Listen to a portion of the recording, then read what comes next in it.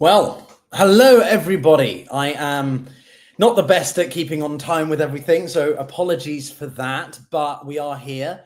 Well, here is not my usual sofa with a sort of cream wall. It is Argentina. I am coming to you from Argentina in a city called Mar del Plata, which is sort of a seaside-y version. A lot of Argentinians from Buenos Aires come down here, and as some of you may have seen on my communities tab, if you haven't checked that out, I do like to travel quite a lot, but not just sort of to, I don't know, obvious places. I like to go to different places. And so what you might see over the next year or so is me trying to, my big emphasis on try, because I'm not the best at media and social editing and stuff, more content about travel, but also unconventional travel to places that I think, are misunderstood or not covered enough, say the Balkans or parts of the Middle East or other parts of Africa. And one country I'll be going to in a couple of weeks is Paraguay. And it's not often sort of on people's bucket lists, but it's an interest for me, and hopefully I can provide some kind of, coverage while I'm there. And I'm filming other stuff and it'll be on the other channel. But as I said, that's work in progress. So it will be a bit sporadic. But we are here to talk about geopolitics. And this is partially a review, but also preview, looking forward to 2025. I think it's difficult to overstate the events of 2024, a year where we saw more elections than any other time. 60+% of the countries around the world, of the populations, went to the polls, obviously dominated by a couple of particular ones, the US and India with their just sheer demographic sizes, but also just geopolitical events. So what I wanted to do in this video is sort of do a bit of a frantic sort of overview of what we've seen in the past 12 months and remind us of some of the main highlights, so to speak, some that we may have expected, some that we didn't, and how maybe that plays into this year. And then by the end of the video, maybe sort of look at some of the prevailing themes and what that means for this year as well. There is one particular factor, I think, or one particular individual, which I think is going to play into almost everything to a certain extent, just because of how the sheer shift in the foreign policy. I won't play qualms about, I think you know who I mean. But anyway, also, I just want to drop a note that I really appreciate all of you who've joined in the past few months. The channel has been sort of growing, compounding and growing faster and faster, which is fun, but also a little bit hard, a bit overwhelming at times. So forgive the, as I say, sometimes erratic upload schedule or postings or stuff, but the channel is meant to cover a lot of different topics, not merely just, Ukraine and Russia or Israel and Syria, for example. So, if you have requests, I do try to take them into account.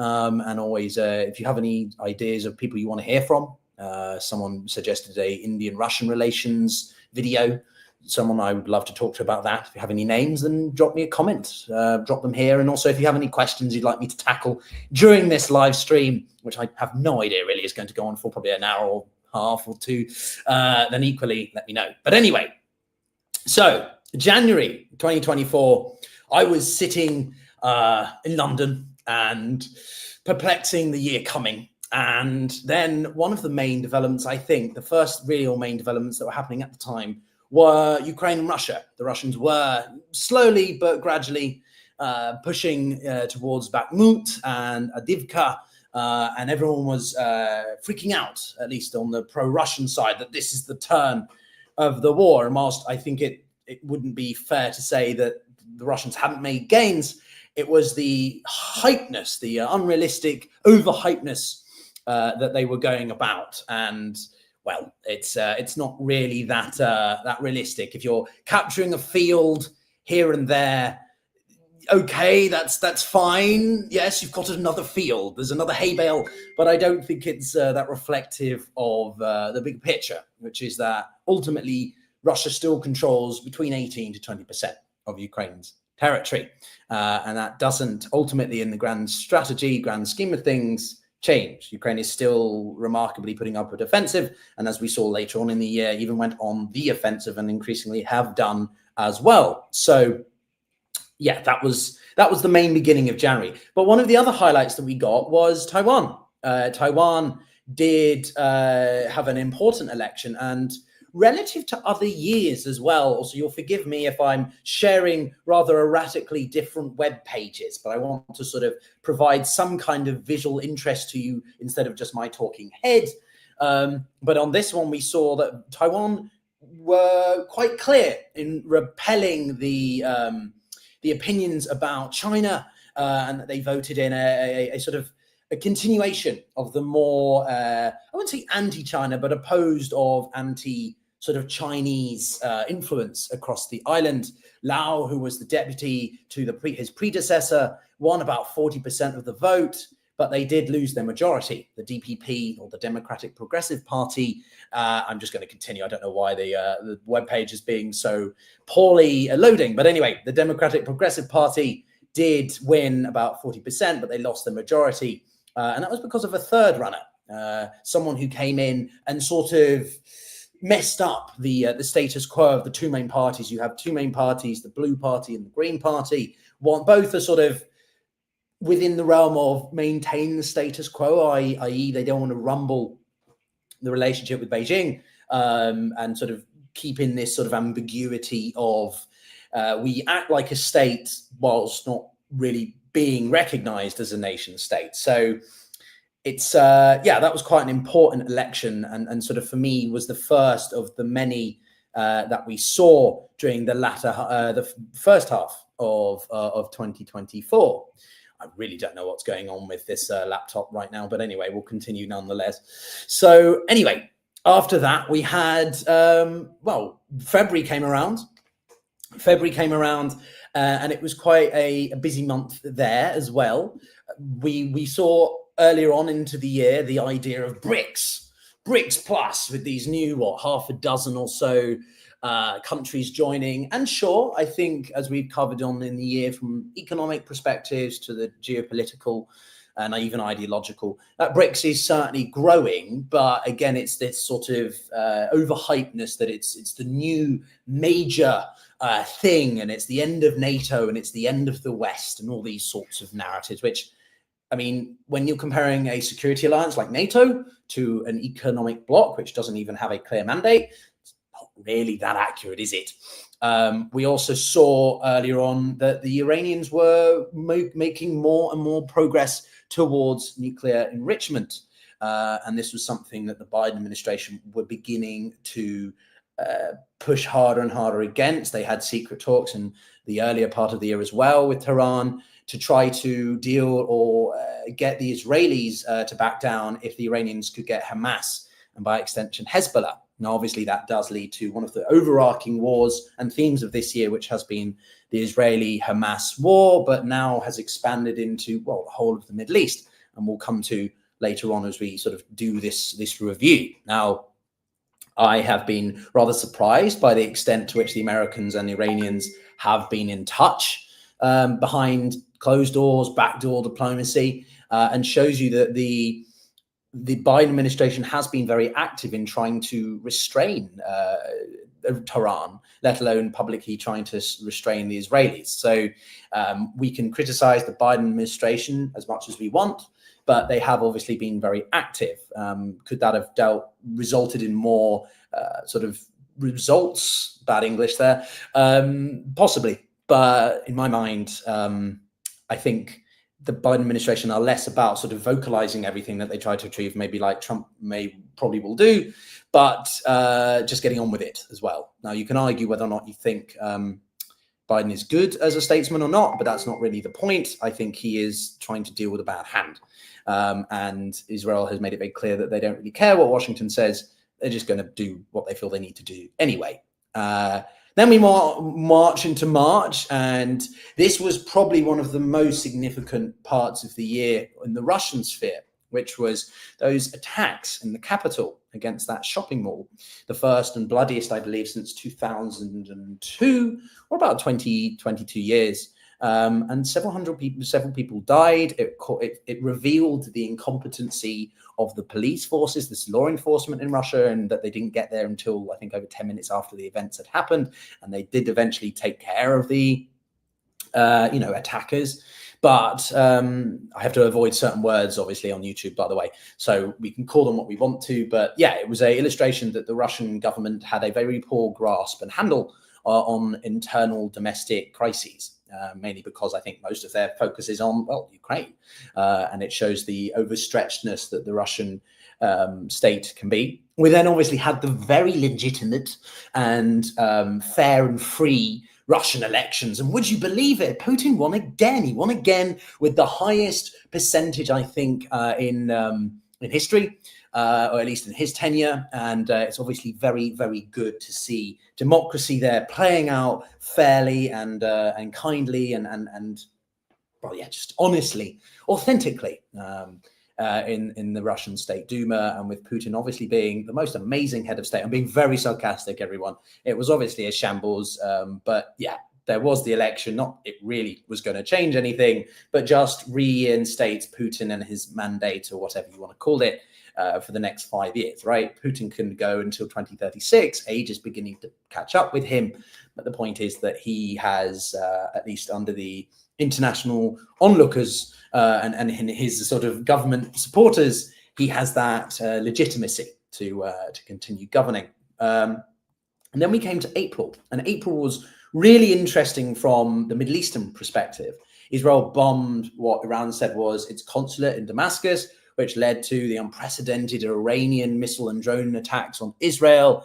Israel retaliated, and the US and the UK and Saudi Arabia and others intervened, or at least gave them access to their airspace. And it was the first time that we'd seen direct conflict between the Iranians and the Israelis. And it was a major revelation, I think, for Iran's inability to hold on to this plausible deniability now. This idea that because it has all its proxies to do its dirty work, it therefore doesn't have any involvement in the events that have surpassed. But it shredded those because of what happened in Damascus, and obviously what Syria will come to later on. Ongoing into April as well, there were debates about Ukraine's NATO membership and the continued developments across the border, with Russia, Ukraine really beginning to up even more its drone usage and sort of cross-border strikes into the country. And I think that was pretty telling of where things were going to go. Whether or not we knew it would happen with a land incursion is another matter. But April was a busy month. Mainly, I think, in the Middle East. May was when we began to see more developments in Europe. We were warming up to the summer elections in Europe, and well, suddenly we had an announcement in the UK that we're going to have an election in July instead of the forecasted one in November. The Middle Eastern tensions continue to rise with raids across Jerusalem. And we also had a growing push by China in the South Asian area for ASEAN, which is that Asian bloc, to try and build new trade and infrastructure deals. So May was quite busy and of course, how could I forget the death of President Raisi in Iran, the helicopter crash, which we covered extensively on Twitter live at the time. That was another setback for Iran. Iran suddenly went from being not relatively too caught up in the war in Gaza to suddenly being in the hotbed, in the hotspot of a lot of shit happening in and around its own sphere of influence, its own direct interests. It was a mess. It was not good for the Iranians, and the loss of their president really, only just made it that much worse. So that was, May for me was dominated by sort of Middle Eastern developments, particularly with the Iranians and that sort of autocratic axis, which is one of the prevailing themes, I think, of 2024 and will be continuing, is what I call, and other people, there are variations, the autocratic axis, right? Whether or not you agree with it being an axis or not, it's certainly deepening in the extent to which the Chinese, the Russians, the Iranians and the North Koreans are willing to go for each other. Then we enter June, and June was busy for a couple of reasons. I think one of the main highlights for me was the establishment of the North Korean and Russian, and by also extension, Russian-Vietnamese strategic partnerships. Now, these are a big deal for a couple of reasons. It is a firm demonstration that the Russians are deepening their ties with countries that you might have thought they wanted to keep more at arm's length, but because of the way that the war, in a, again, strategic sense, or sorry, as some of you like me to say, strategical, I've got some running gags on the show now. It's quite funny. Another one being the chest hair. I'm going to keep the chest hair, guys. It's part of my look, and I'm not going to shave it off, and I'm not going to dress like I'm in a Mormon episode, because I'm not. Anyway, so yeah, June was, I think, dominated by the strategic shifts in Russia and its relationships with a couple of other countries, and the, I think, subtle illustration that whilst Russia can claim that it's winning more territory, quote unquote, in Ukraine, from the bigger scheme of things, it's the sustainability of the war is not going its way. Now, as you know, we cover Ukraine and Russia a lot on the channel, but it's not the only thing we cover. So, you know, if you're probably more up to speed than I am on the intricate details, but I focus on the big picture and how it plays into the economics, the geopolitics and such. Anyway, then we were running up to the elections in Europe. And I think that this was extremely telling, because the elections in Europe were a demonstration that whilst the centre held, the European centre held, the centrist parties of the centre right, which is the largest bloc, and the sort of the left, or what's called the S&D, Socialists and Democrats of the European Parliament, held, it wasn't necessarily all, well, that majority had decreased, it had shrunk. And this was because people had chosen to vote for the peripheries. I'll bring up, and if it works, it does work now. So as you can see, the EPP, they won by 188 to the 136 of the S&D. But this area here, the ECR, which is sort of, you could say that's the more just right-wing part of the band of European parties or political spectrum. This one was the hard right, and this is where we saw the rise in Meloni's party in Italy, obviously the National Rally of France, and also, but the Greens and the left-leaning, and talk about the main share left, Mélenchon of the far left of France, leading that group to a certain extent, and then the Greens really gaining a lot of seats as well. And I would also emphasize that this wasn't just a case of the populist right winning in parts. We've looked at Orban, obviously. It was also the left also in the Scandinavian part of Europe, in Sweden. There was quite a big rejection of the establishment for the left-leaning party. So Europe was interesting. It was a mixed bag. And we have done a couple of collabs with either Why the EU Matters, which is a great channel, and I'm looking to do some more stuff on Europe in the coming year, because I think Europe, this is going to be a real test for Europe 25 on its ability to autonomize, if that's a word, and own its own future. There is too much emphasis, I think, or reliance on other entities, namely the United States. And the one thing I do agree with Trump on, which is that Europe needs to be able to go its own way and manage its own future more. And I think this is, to an extent, the kick in the teeth, kick in the butt that the Europeans need.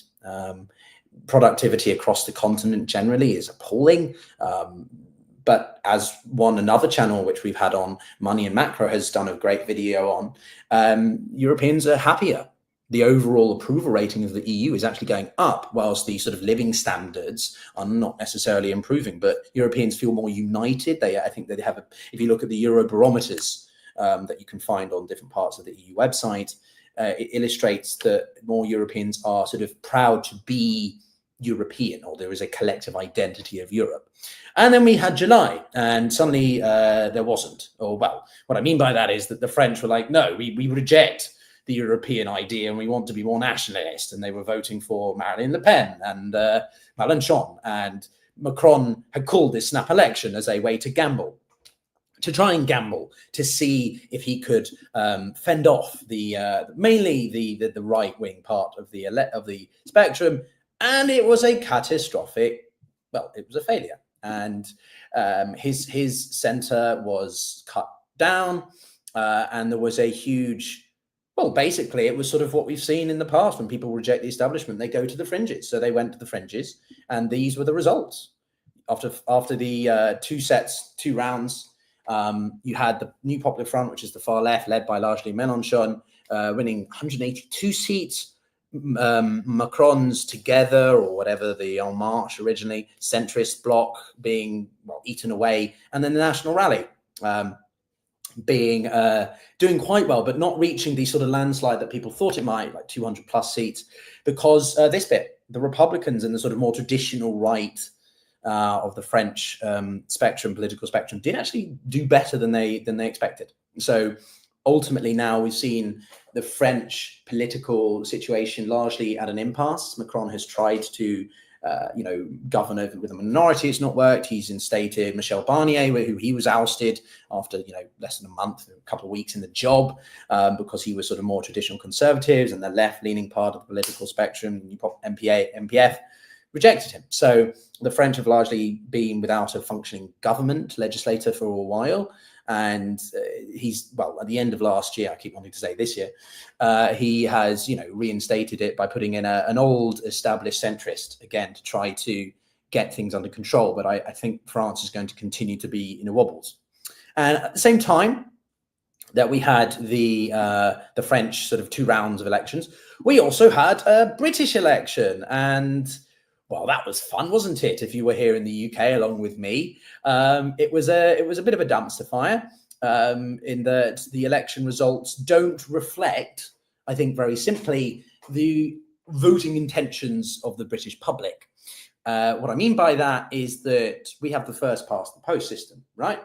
And the first past the post system is very, very unrepresentative of electors' voting intentions. So Labour may have won one of the largest majorities ever, but that's because they're one of the 2 main parties. If, for example, you actually do this based on proportional representation, about 4.2 million votes, if I can recall correctly, were given to Reform, the Reform Party, the populist right led by a certain Nigel Farage, and they only won 4-5 seats. That's obviously not really that accurate, is it? And that's because if you change the voting intentions or system to actually better reflect how much votes are proportionate to, I can't think of the right word. Basically, they would have actually got 97 seats, about 95, 97 seats. So this Labour supermajority or whatever majority is not actually that way. They would have got more like 250, 70 range, which would have been not enough for the 360 seats majority. The Conservatives wouldn't have lost quite as many. The Lib Dems would have got more seats. They probably would have got about 105, 112, if I can recall correctly. And other countries like the Greens, some of the smaller fringe parties would have done better, basically. So all this revealed was that the political system in the UK is incredibly unrepresentative. And whilst it was fair, people said it was fair because people did vote, and there wasn't sort of enforcement of certain voting intentions or processes. It was just not representative. So, and we can see that from the way that, well, we went into August, and in August we had riots. We had huge riots around the UK, and apparently an incoming civil war, according to Musk. It's now January, and I'm still waiting for said civil war. So if you guys have any idea where his timeline is, if you've got a clear idea of what Musk is thinking, I'll really appreciate that, because I'm still, well, I haven't been thrown out of my apartment as a bourgeoisie by the proletariat, sort of incoming civil war of the UK. So the lefties haven't come out in force yet. I'm being slightly sarcastic again, obviously, because I think Musk's claims about civil war are dumbass. But anyway, so August was also, I think, defined by the beginning of the run-up to sort of the UN and what was happening with the BRICS and our activities around there. Oh, of course, how could I forget? Sorry, guys, I was warming up you for the Kursk offensive was insane. What we saw the Ukrainians do a couple of years ago, with the reclaiming of the territory around Kharkiv in October, September of 2022, and then with them doing it into Russia.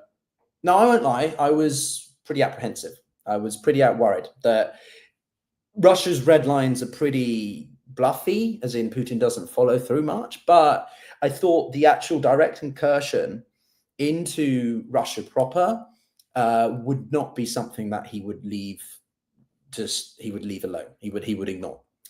I was wrong. and particularly also because it is Kursk. And what happened in Kursk, obviously one of the biggest battles in military history, but also one of the most pivotal, apart from arguably Stalingrad, in the Second World War, for turning the tide of the Second World War, was the Battle of Kursk. So I thought the symbolism of this place would certainly yield more of a response from the Kremlin, but it didn't. And it was insane that we saw how quickly the Ukrainians went into Kursk and how well they were able to capture some of that territory as they did.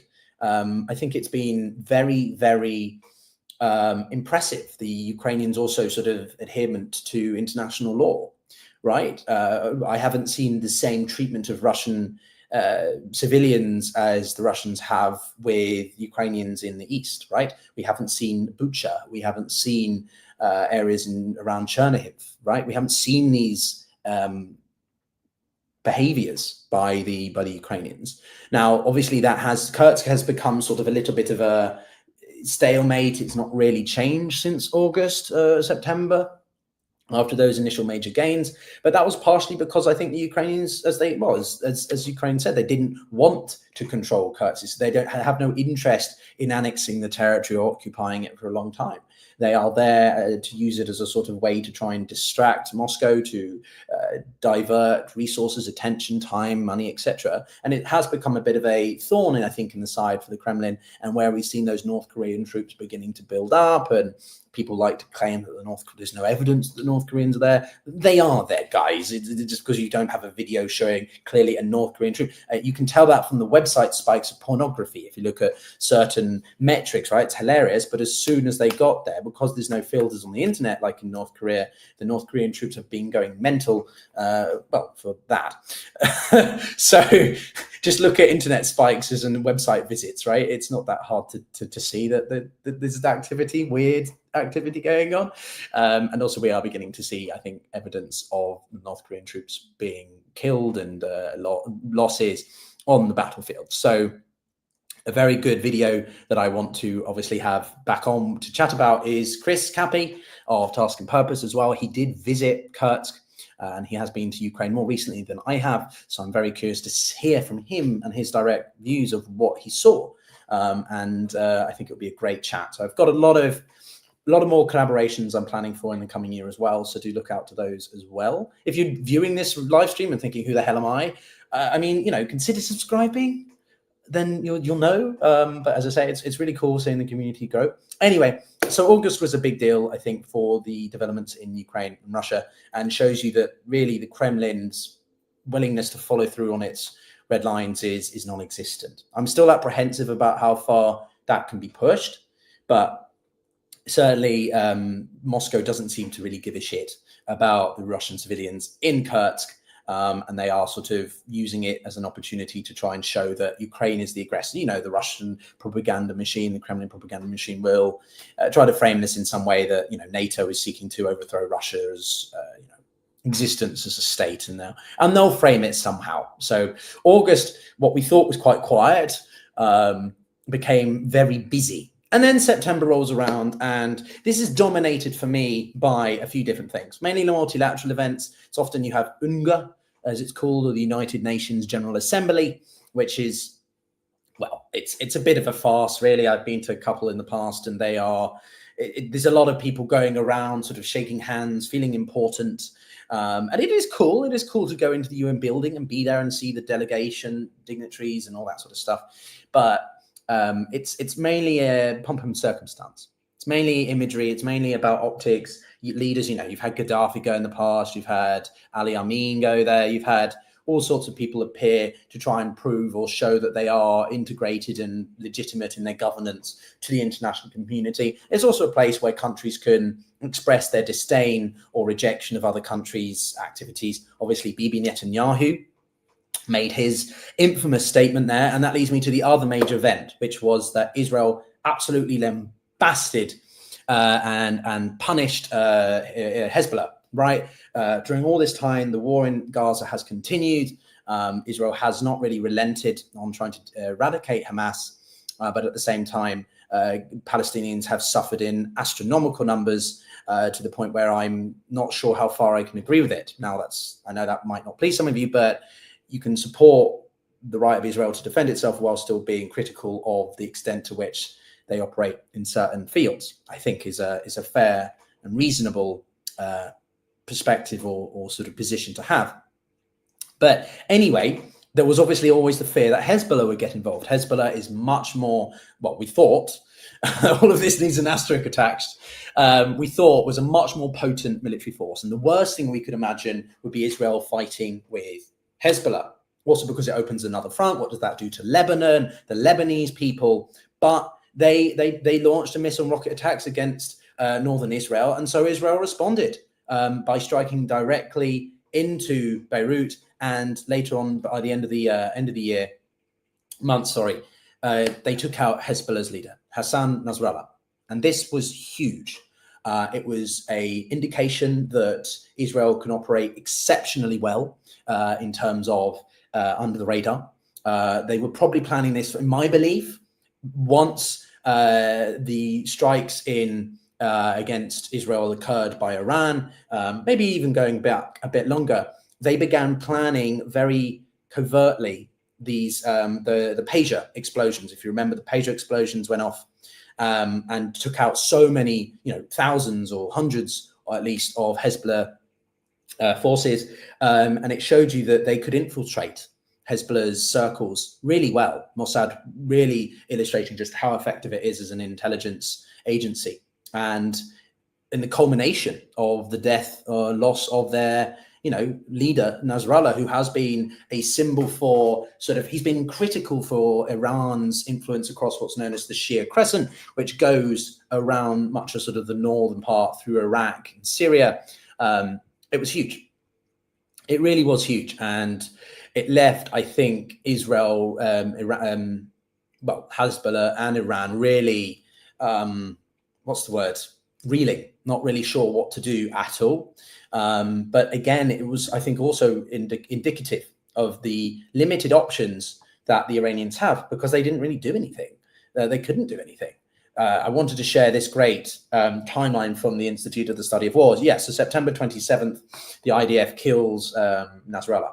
And then also, I forget also as well, they had killed the political bureaus, Ismail Haniyeh, at the end of July. So this was the escalation, if you want, or the compounding effect of the losses across so many different parts of Iran's, the Islamic Republic's proxy network, really began to compound by the end of the summer, beginning of the fall.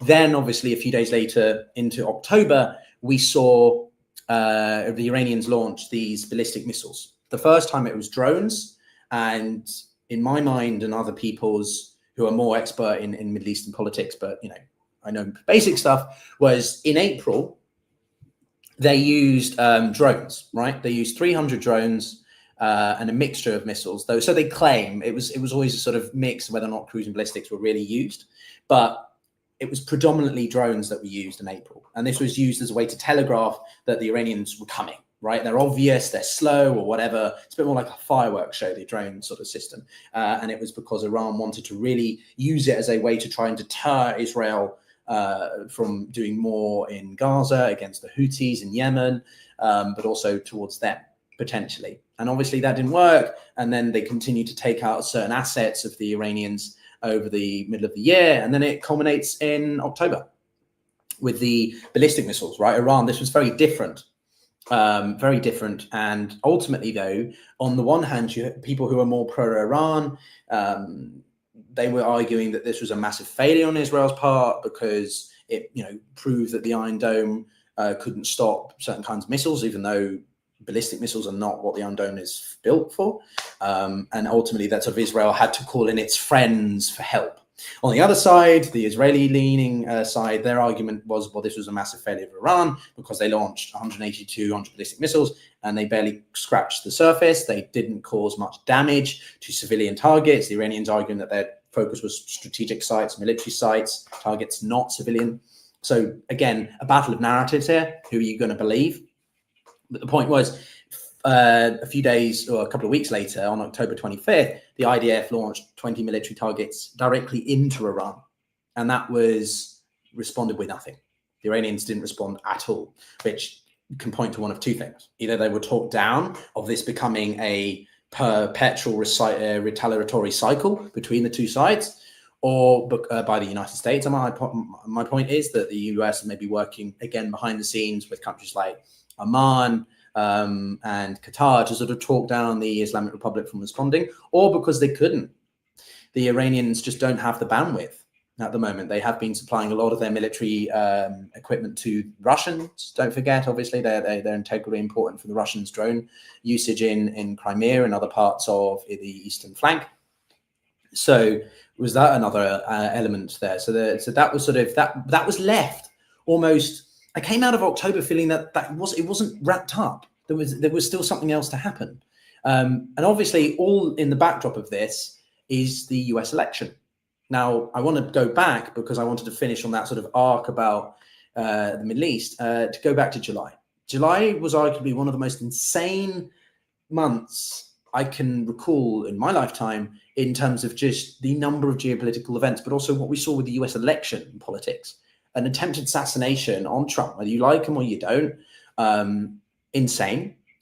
And then Biden dropping out because of that, and then picking up the slack with Harris and support. The amount of developments that happened within 2 weeks, but also what I thought was more insane was this sort of something we all forgot about it. The US had seen an attempted assassination on one of its presidential candidates, a former president, and within 2 weeks we were like, oh, well, you know, Harris is the new election choice for the Democrats. And we were focused on that. Obviously, people who focus on US politics a lot more were maybe talking about it still, but the mainstream media sort of shifted from one to the other and just, well, Trump really had the ability to play on that. And all of this, as it became clearer that Harris was beginning to lose that initial momentum of being elected or chosen in August, Trump began to come back. And the thing about Trump is that whenever there's not major news, i.e. foreign policy or geopolitical or crises sort of stuff, he tends to do better because he gets that attention. You know, he commands that attention because of it. Well, it's Trump in a way that the sort of more establishment Democrats and Harris didn't. So he benefited from the fact that suddenly less shit was going on and the US political cycle could refocus on him. And we began to see that changing in the polls in the latter part of the fall. And then obviously we enter October, the rest of October, really heating up. The one debate that the two had, I think it didn't do, I don't know. I came out of the debate feeling that Trump didn't do as bad as he might have done against when he did with Biden. But equally, I don't think Harris did a fantastic job at trying to sort of win over her fan base either. So it was a mix. And then November happens. And what I find interesting about the election result with Trump is that it was a landslide in certain ways. It certainly was. But equally, Trump, he's won the House of Representatives by the slimmest majority, if I believe correctly. And he certainly, commands now a strong foreign policy platform. But domestically, I don't think it's the end of it. I think he is going to still continue to face some difficulties from the Democrats. It was certainly, I think,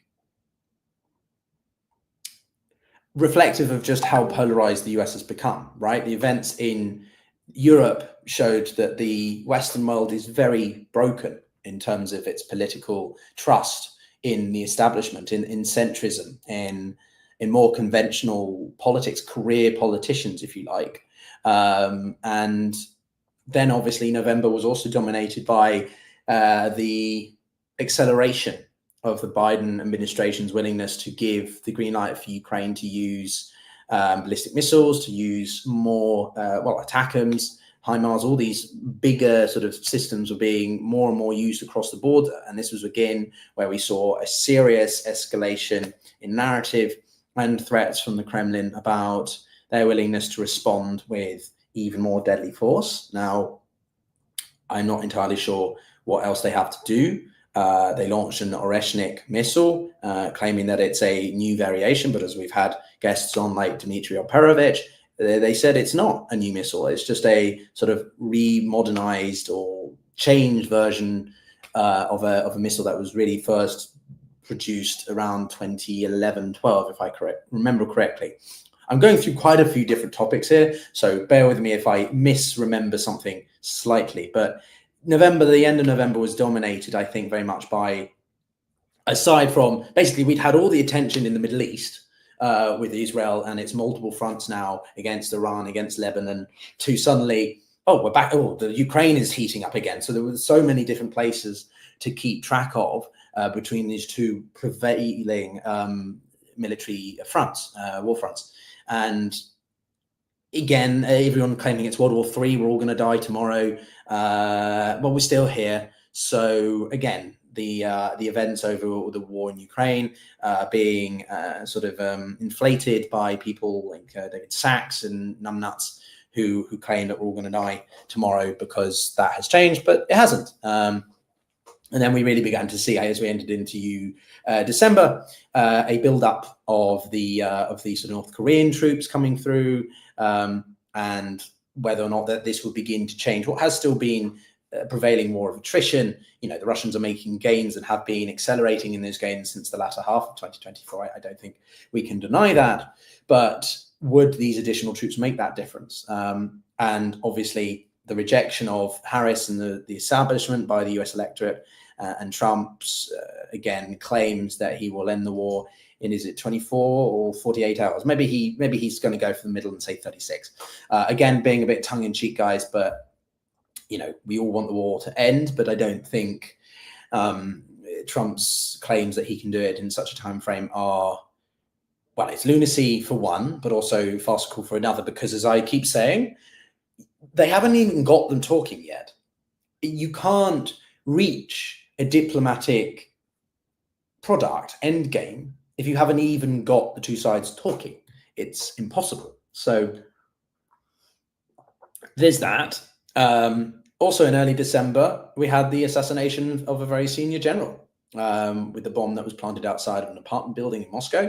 And that, again, the people were fearful that would lead to escalation with the Kremlin, but not much has been done. The Russians have obviously blanketed Ukraine with indiscriminate bombings as a sort of retaliatory measure multiple times. We saw it with the Kursk bridge when that was blown up.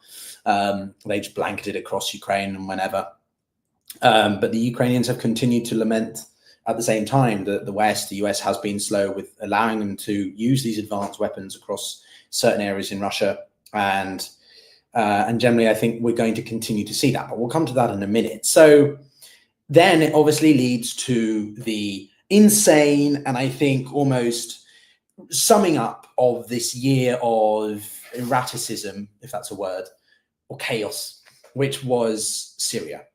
Within 2 weeks, we went from talking about whether or not Assad and Syria could be getting involved with Lebanon and the Israeli, military operations in Lebanon, to suddenly, there's a push against Assad forces in Aleppo. Oh, they've taken over Aleppo. Oh, they're south of Aleppo. Oh, they're approaching Homs. Oh my God, what's going on? Wait, they're on the outskirts of Damascus. Assad is gone? It was insane what happened in Syria. And I, whilst still retain my reservations and wariness about HTS and the leader who, he was part of Al-Qaeda, one can hope that this is the new beginning for Syria and a true opportunity for it to be a free country again. I want nothing more than to visit Syria, to be able to do one of these live streams from Damascus, for example. So some of the photos that we saw on the internet yesterday of them celebrating a year were very reassuring. But equally, the transitionatory government, the HS-led coalition, has said that they won't hold elections for sort of 4 or 5 years, which I get you need a political transition, but I'm also slightly conscious that is quite a long time. And so is he going to use that as an opportunity to consolidate power and sort of centralize it around himself, it's a bit of a concern, right? So yeah, there's that. Anyway, so that sort of leads us to where we are now. And obviously the main prevailing themes, I think, are the war in Ukraine has continued on and has shown moments of flare-ups, but largely it's been a war of attrition. And what the Russians can claim that they're winning because they're getting micro gains here and there, but that's not where the war is going to be determined. It will be determined on the table at some point. The problem is that Putin is continuing to want maximalist demands, of which Kiev is not going to agree with. And this is where Trump, I think, is going to really understand that just because you think you can, force their hand, suddenly the Ukrainians are going to capitulate. That's not how diplomacy works. And also, particularly when you feel like you're a state that's on the receiving end of a war of conquest and existential crisis. And I think Trump has, if anything, almost backed down a little bit on this element, because when you're posting people like John Kellogg, and sort of he's the main guy who's going to try to establish these talks for Trump to sort of oversee, engage with.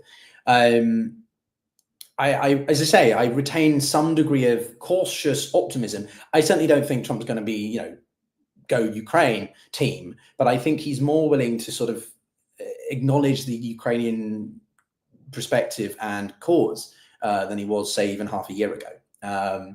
So just the way he was interacting with Zelensky and Macron at the Remembrance events, I think it was, at the end of when he was in his suit, right? And I shared a meme of him in a blue. It was obviously, the photo was edited, by the way, but it was dark blue suit with a yellow tie, and people were like, well, he always wears that tie, which is fair enough. But I think it was good to see. And he did meet Zelensky at the end, before the election, when Zelensky flew over. He did make time for him. There were worries that he would snub him, and he didn't. So again, cautiously, maybe we will see the war in Ukraine.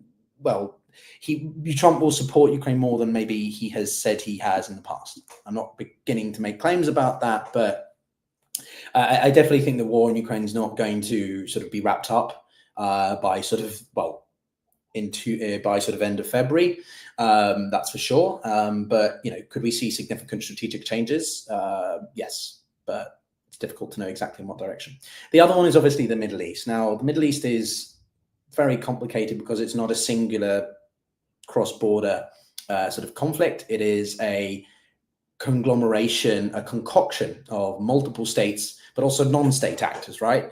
Why the wars with Israel or Israel's strikes against other entities have been so complex is because it blurs the line between what is established international law and what isn't. How do you define a war across multiple fronts with states or non-state actors?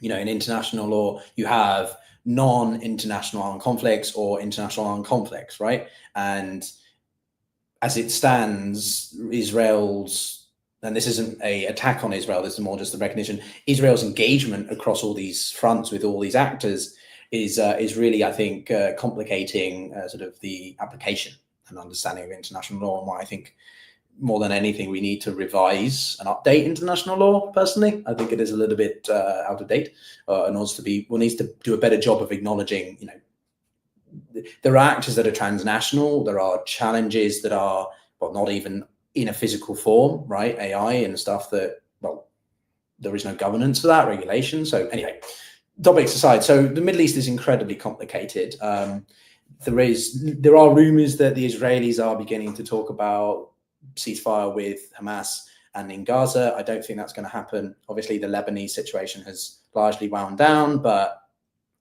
Hezbollah is still, for whatever much of their power system has been decapitated, they're still very much they have a lot of troops still, and they do have still a lot of military equipment.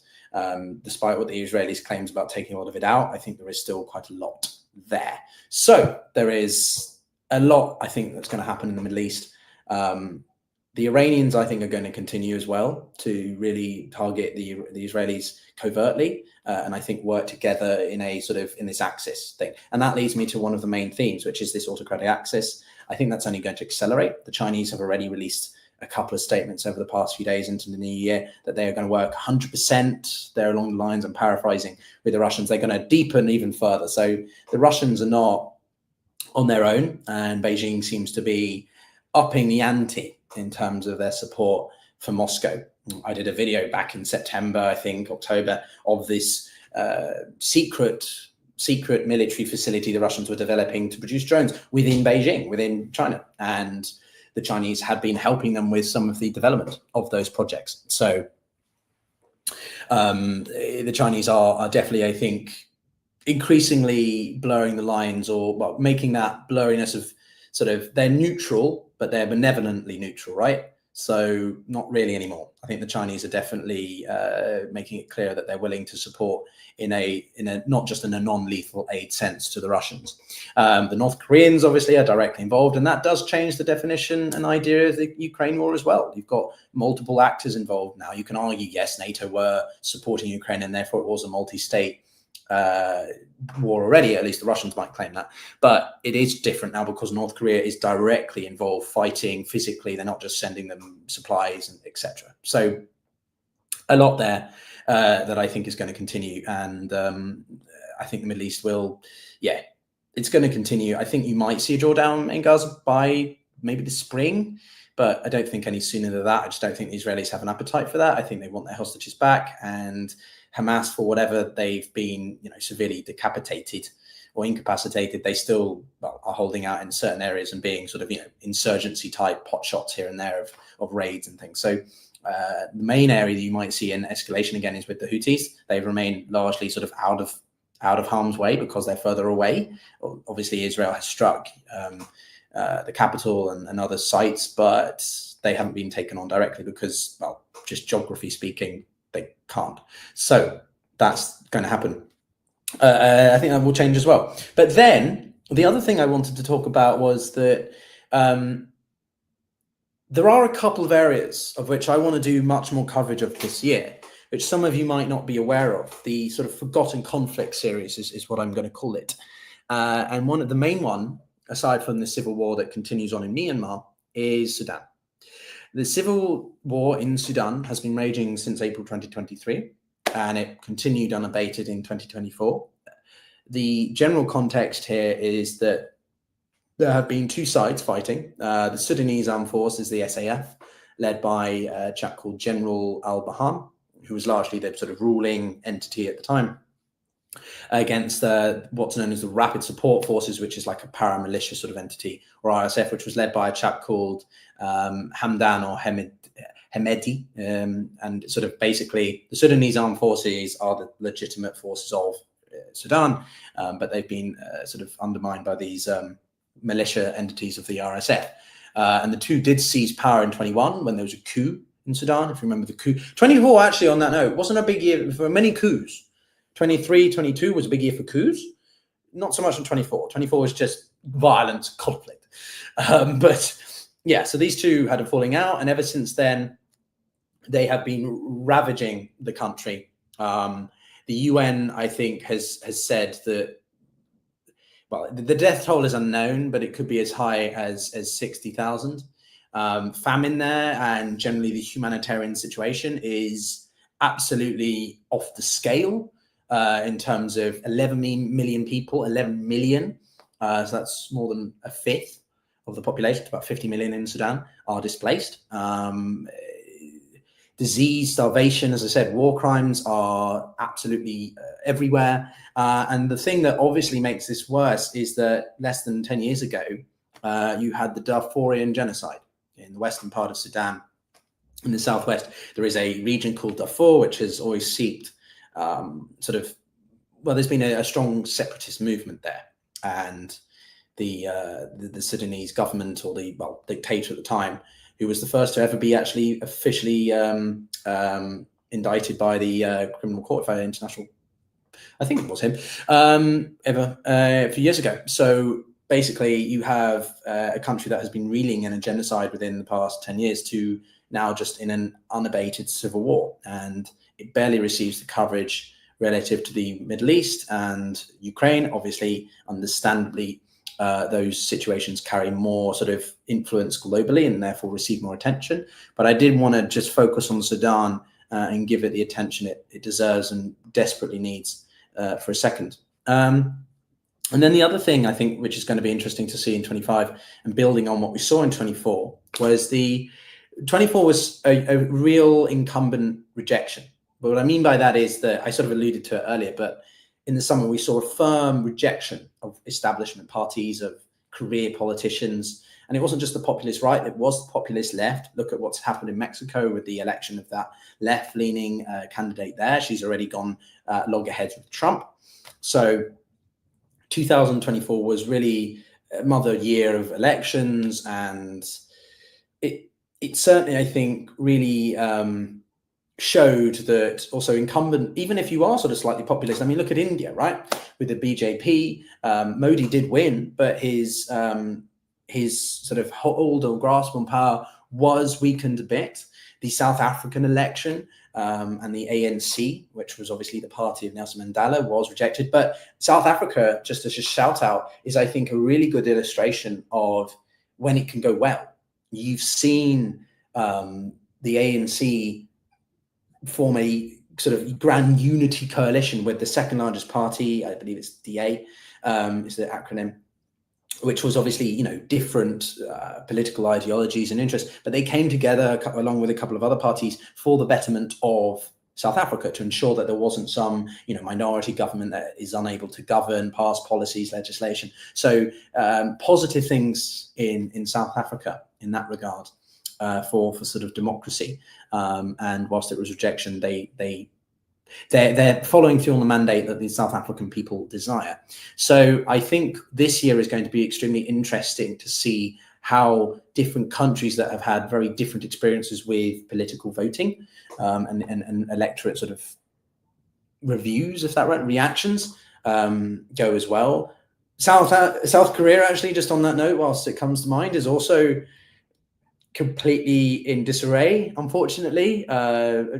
If anything, it was sort of, I'm going to say this loosely, but it was sort of the guy President Yoon, for those of you who can't remember, South Korea sort of underwent an attempt. Oh, there was a coup. All right, it was a coup, attempted coup. So we did have a coup in 24. There was an attempted coup in 2024. And Yoon, who is just an idiot, to be honest with you. No one understands it. I don't know. I was watching this with hilarity. He just, let's just try and take over the country.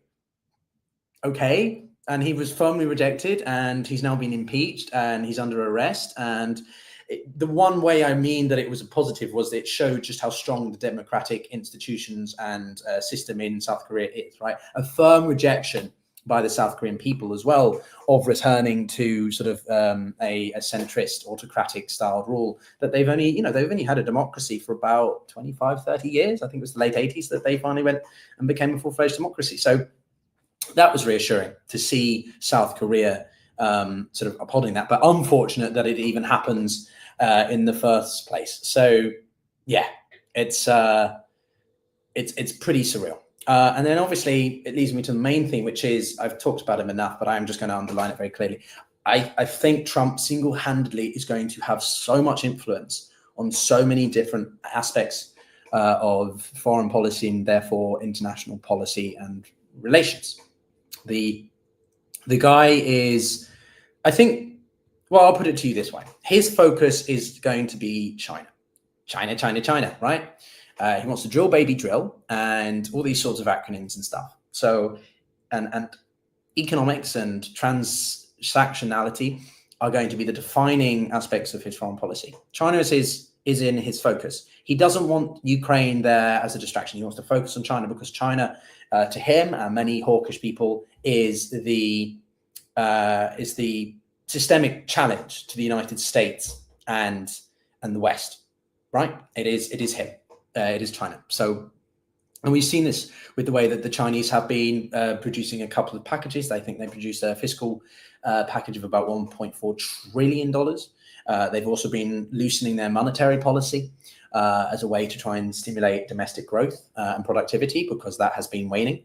So I think that the Chinese have also been trying to take precautionary measures against what is going to be an extremely bullish, aggressive Trump administration. And I think that he will want to get the Middle East largely wrapped up.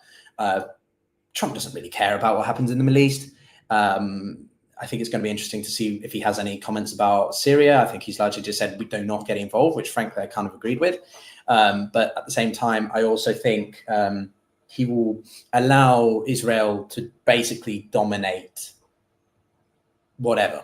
He will use or leverage Israel as his main sort of vehicle by which to conduct US interests. And he will be maximalist pressure on Iran. He wants to take the Islamic Republic down and out.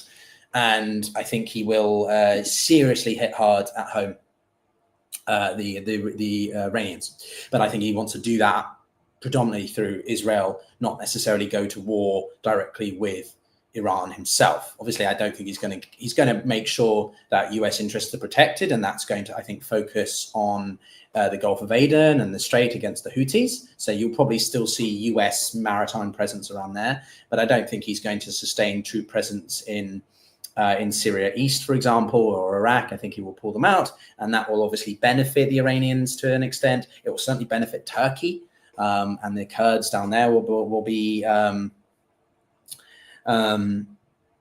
well, left out to dry. They'll be, I think, ditched, which is not good considering, hey, how loyal they've been to us in the fight against ISIS. So anyway, I'm also scrolling through here, guys. If you have questions or something, then do drop them here. I'm not very good at looking at the chat when I'm sort of monologuing. I would have shared the screen a bit more, but the computer's just lagging, so whatever. As you can tell, I'm not too formal about these live streams. Live streaming is not something I do as much as perhaps I should or other people do. I can ramble, and so yeah, you probably think I'm rambling. So drop a thumbs up if I'm rambling or something, and do drop a comment. Share the channel, share the videos. I do appreciate it. But anyway, so yeah, I think Trump's going to largely want to disengage from the Middle East and focus primarily on China. Ukraine, he will continue to be involved with just because it is such a big issue for the United States and Europe. But at the same time, he is going to be transactional. That is the definition of his foreign policy. He will want to be gaining something, to be getting something in return for doing something else. So he's nothing comes free with Trump. And to be fair, whilst this is not necessarily an endorsement of Trump, I do think that sometimes transactionality might be a wiser approach. Very simply, I think one of the biggest challenges and problems a lot of people have with Western foreign policy collectively is the hypocrisy of it, right? The US preaches all sorts of things. The broader West does as well, but we'll use the US for this example, at least for now. The US preaches a lot of things about values or ideologies or ideals and etc., but then doesn't follow through on those themselves. And that I think, as I say time and again, leaves a bad taste in the mouth for a lot of other states. And this whole idea that you must uphold human rights, you must uphold rule of law, you must uphold democracy, free and fair elections, etc., freedom of the press, and yet the US is incredibly reliant and aligned with, and this isn't me necessarily trying to just hate on them, but Saudi Arabia, Vietnam, countries that are not exactly ideologically the same. They are not democracies, but because they are so strategically significant for the US vis-a-vis, I don't know, its autocratic axis opponents, adversaries, that obviously. So I think why foreign policy leaders kind of like Trump is because he's like, look, I'm not going to preach to you about Western values and X, Y, and Z. I just want to know that if I give you money, you'll give me what I want, or if you give me this, I'll give you that, right? And I think that sometimes maybe being more just acknowledging of that, right? The West, instead of trying to say, no, we are moralistically superior, is unwise. So in that regard, I sort of, I appreciate that about it, I guess. And well, a good example is actually treaties. I want to do a video on different types of treaties because I think it's quite interesting. And, the amount of treaties that the US has signed up to, but then not ratified, right? The amount of treaties that we have created as an international community to try to, reduce our carbon emissions, to reduce plastics, to reduce nuclear, proliferation. And yet the US has not ratified because it doesn't actually suit them, is not great. So, there is literally a dirty laundry list you can find on the internet of all the things the US preaches about, but then it hasn't signed up and ratified the treaty that enforces those kinds of principles and values. So it doesn't help. So not necessarily an endorsement of it, but I think if the US wants to sort of regain sort of some credibility, and again, this isn't just the US, it's partly the UK equally as well, then it needs to do something about that. So anyway, I think that's going to be interesting to watch. But if you have any questions, any developments this year in Venezuela and the wider region, how does the Trump election and decline of Russian influence change things in Latin America? Well, I think it's interesting, actually, in that Venezuela a year ago was, on the verge of, people were really worried about the annexation of Essequibo, this territory on the western part of Guyana,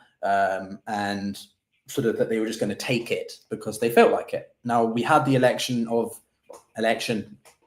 in July in the summer in Venezuela, which was obviously a huge disappointment that Maduro, well, it was very difficult to see how he was going to not win, because he has centralized control of the whole system, of the election system, of the media, of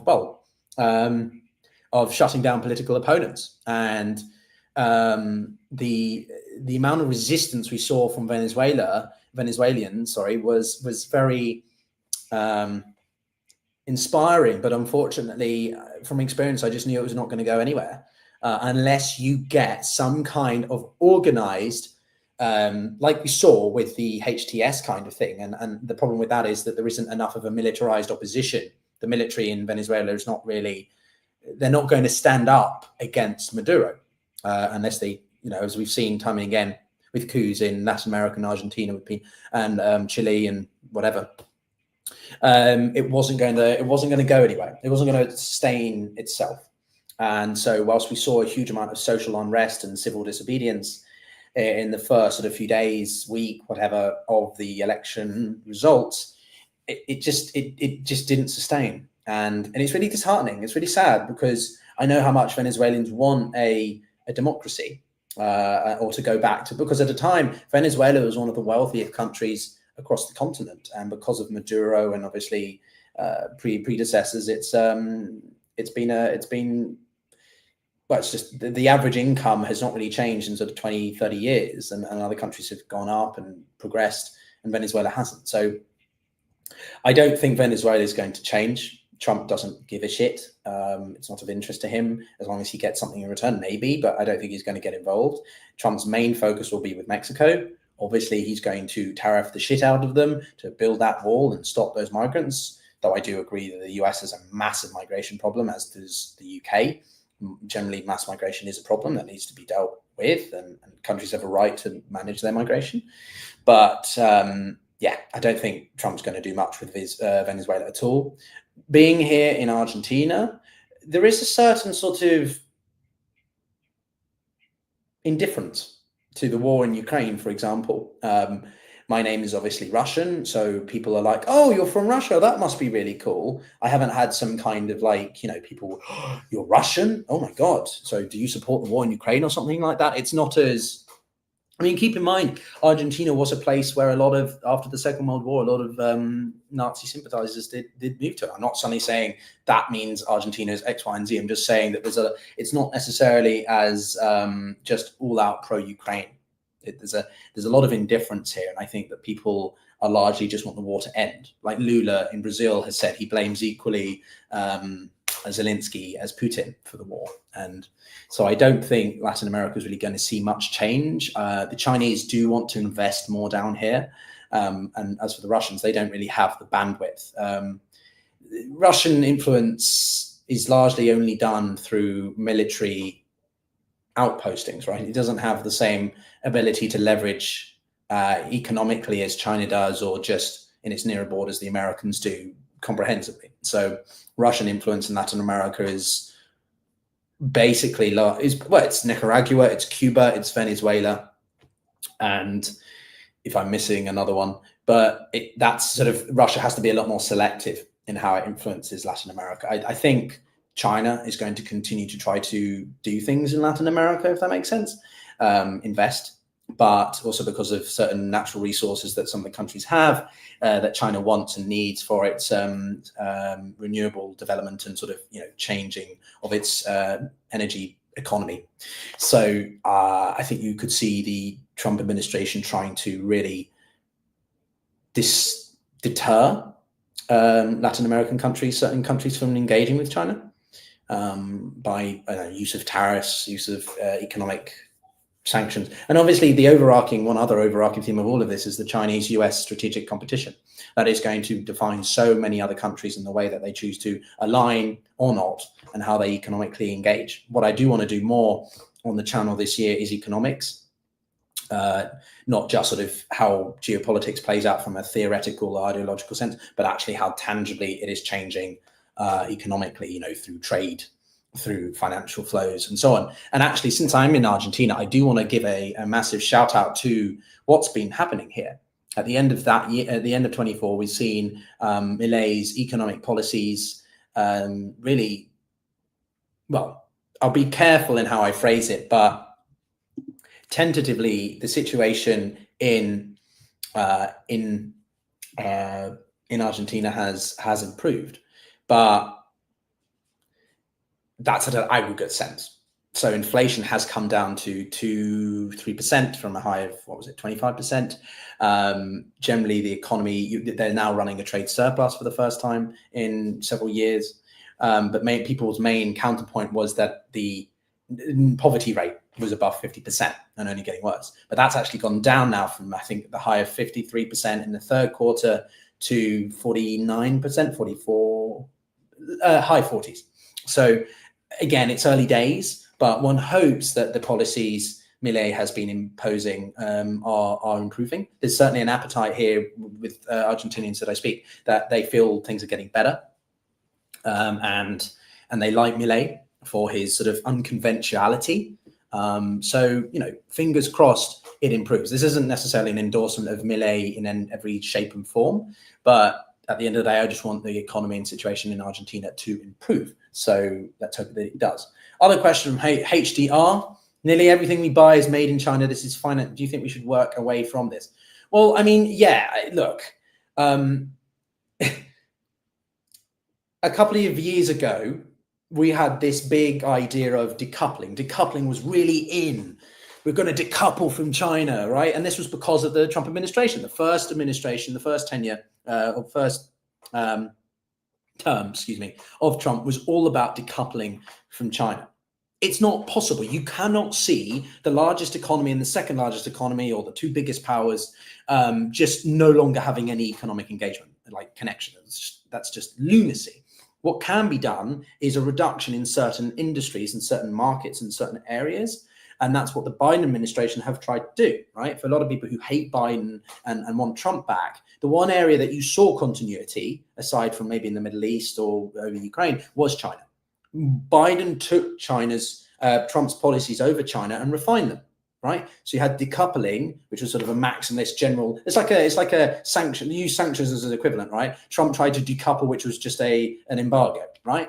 That doesn't work. So Biden has tried to refine that embargo by being more targeted in his sanctions, in this case, trade policies against China. Some analysts have called it, a high fence, small yard approach, which is basically just you targeting specific industries. The chips bill, and Japan and the Netherlands joining onto that to limit what China can access in terms of advanced industry and things like that. So that has been to try and slow down China's domestic industry in advanced technologies. And obviously Taiwan being the hub of chip development and stuff like that, and why it's so important. People call it the chips war potentially, because if China wants to go to war over Taiwan.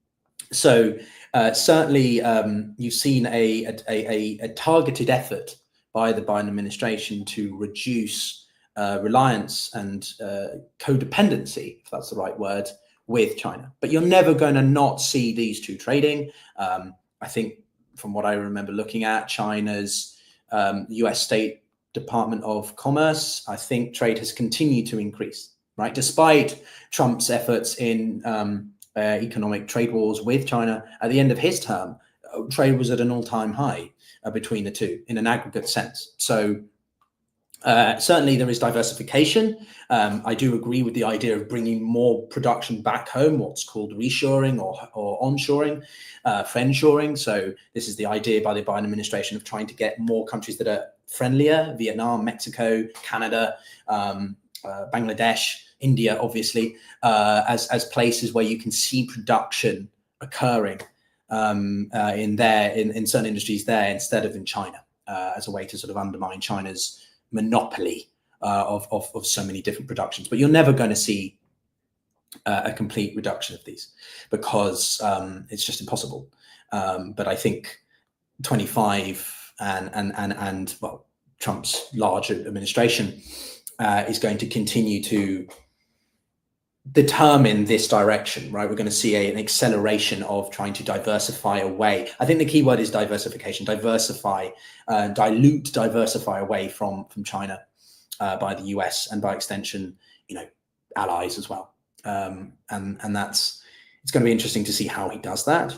Tariffs at the end of the day are not a very effective form of foreign policy because they largely harm domestic industries, but they are quite good at being punitive and incentivizing of countries to do what you want. So maybe, the idea to double tariffs against China for EVs, for example, in May, that was announced to 200%, let alone the 20%, whatever it is, flat tariffs against everybody, which is just insane. Will that mean China changes its behavior? Maybe. We're seeing that with the policy changes I mentioned earlier, that the diluting of the money supply or expanding the sort of the loosening of the money supply and the increasing fiscal policy as well. So you're seeing a change in fiscal and monetary policy by the Chinese. So again, it's going to hurt, I think, at home, but ultimately this is sort of trying to hurt China. So, and I'm not necessarily against that, but sorry, Billy Blogs. Thank you very much, Billy Blogs. Get fucked. Okay, well, that's nice. Fuck yourself too. How about that? Wow, Billy Blogs is really not happy. He's really not happy about my perspective of China. But I'm not a fan of the CCP. I have nothing against the Chinese, but I certainly don't like the CCP. Absolutely not. Not much like I don't like Putin or the Islamic Republic or North Korea's Kim Jong-un. I don't know if you like that guy. Personally, I think his haircut could, well, get fucked. Do I see Trump leveraging Chinese dam building programs in Mihong? Ooh, that is, wow. Shastri, that is a pretty niche question. I think what could be a problem in this regard is Musk. I'm not going to pretend I know intricately about Chinese dam building programs, if I'm honest.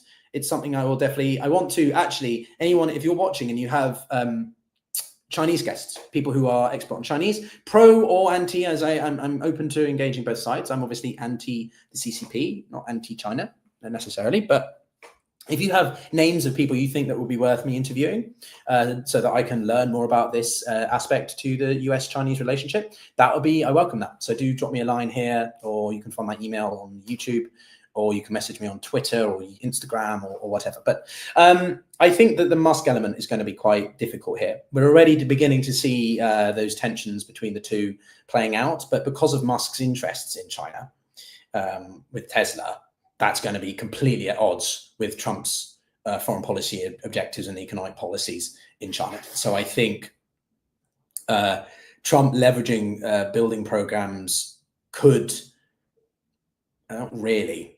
I mean, just on the face of gut reaction, not really. As I say, I'd have to lead into it more to understand the context better, but I don't think so. I think that Trump doesn't really care about, I don't know, like Biden has tried to use the Uyghurs cause as a way to deal more with China or get them on side in certain areas. Trump's not going to care about that.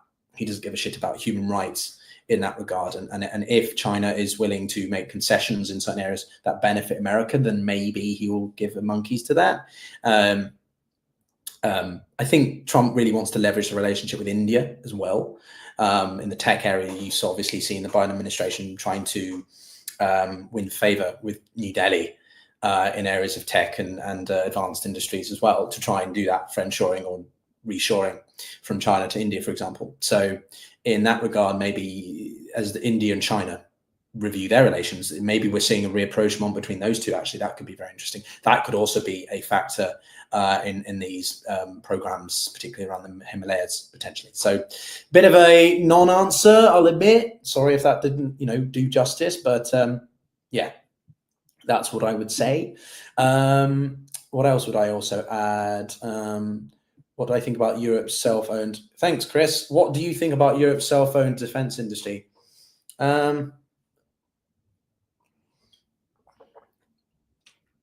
I think the European self-defense industry is quite complicated because you have the EU and you have NATO. Now, Trump, there was one article by Politico which really stuck with me in the summer, which was talking about, Trump could just go as far as to completely defund NATO.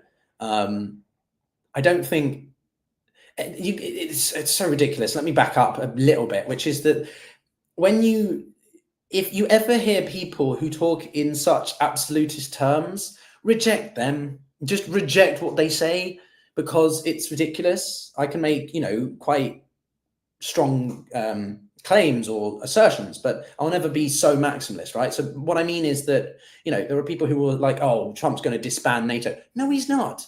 He may not like NATO very much because of all the freeloading and free riding from other European nations, but he's not just going to disband the organization, partially because I don't think he can just do that.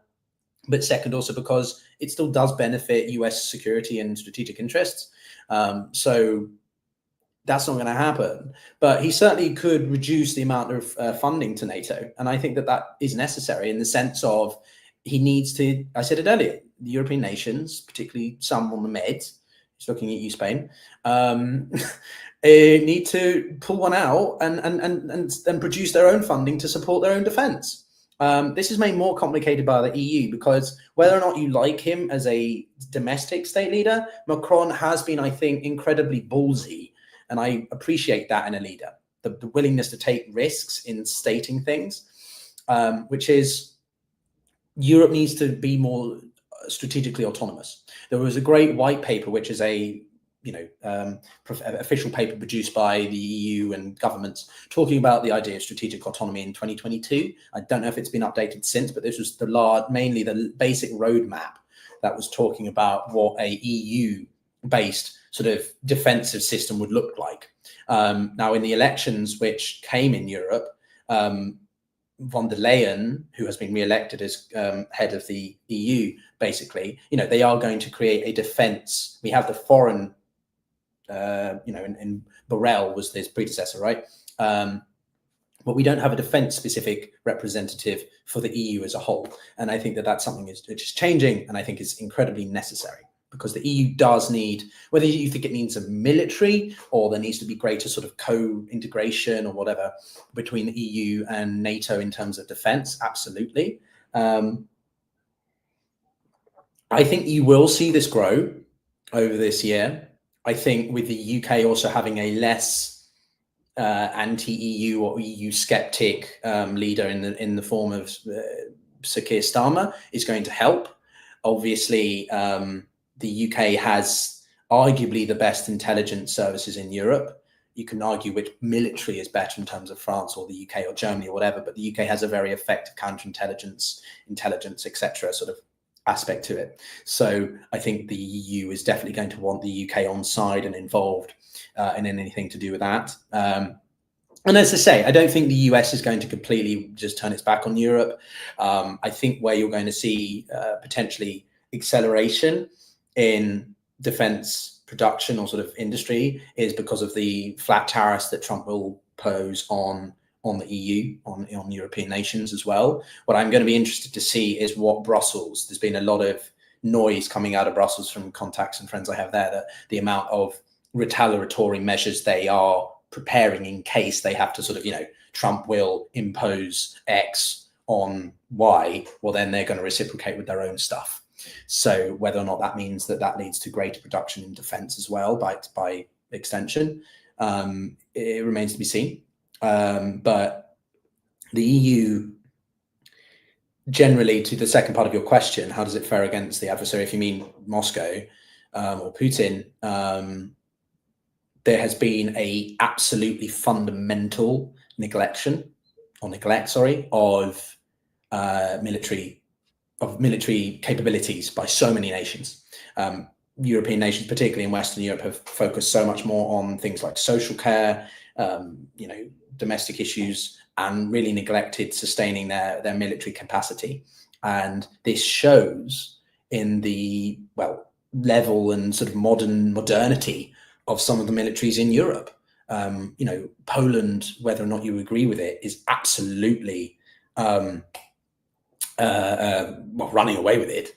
And I think Poland is going to be seriously a strong voice this year. We've also got Donald Tusk back in, pro-European voice. And I think he's going to be really pushing for the Weimar Triangle, which is France, Germany, and Poland, to be a critical source of influence, leadership in the Europeans. So I think you could see a split. This is the last point I'll make on this question, because it's quite broad, which is, I think you could see a deepening split between Western Europe and Eastern Europe, mainly because of what's happening in Ukraine. European nations in the East are fully aware. I'm not saying that the West, Britain doesn't care anymore, France doesn't care, but it's very apparent the extent to which Eastern European nations, Finland, Poland, the Baltics, Romania, are willing to go and want to go to deepen their defense and protection from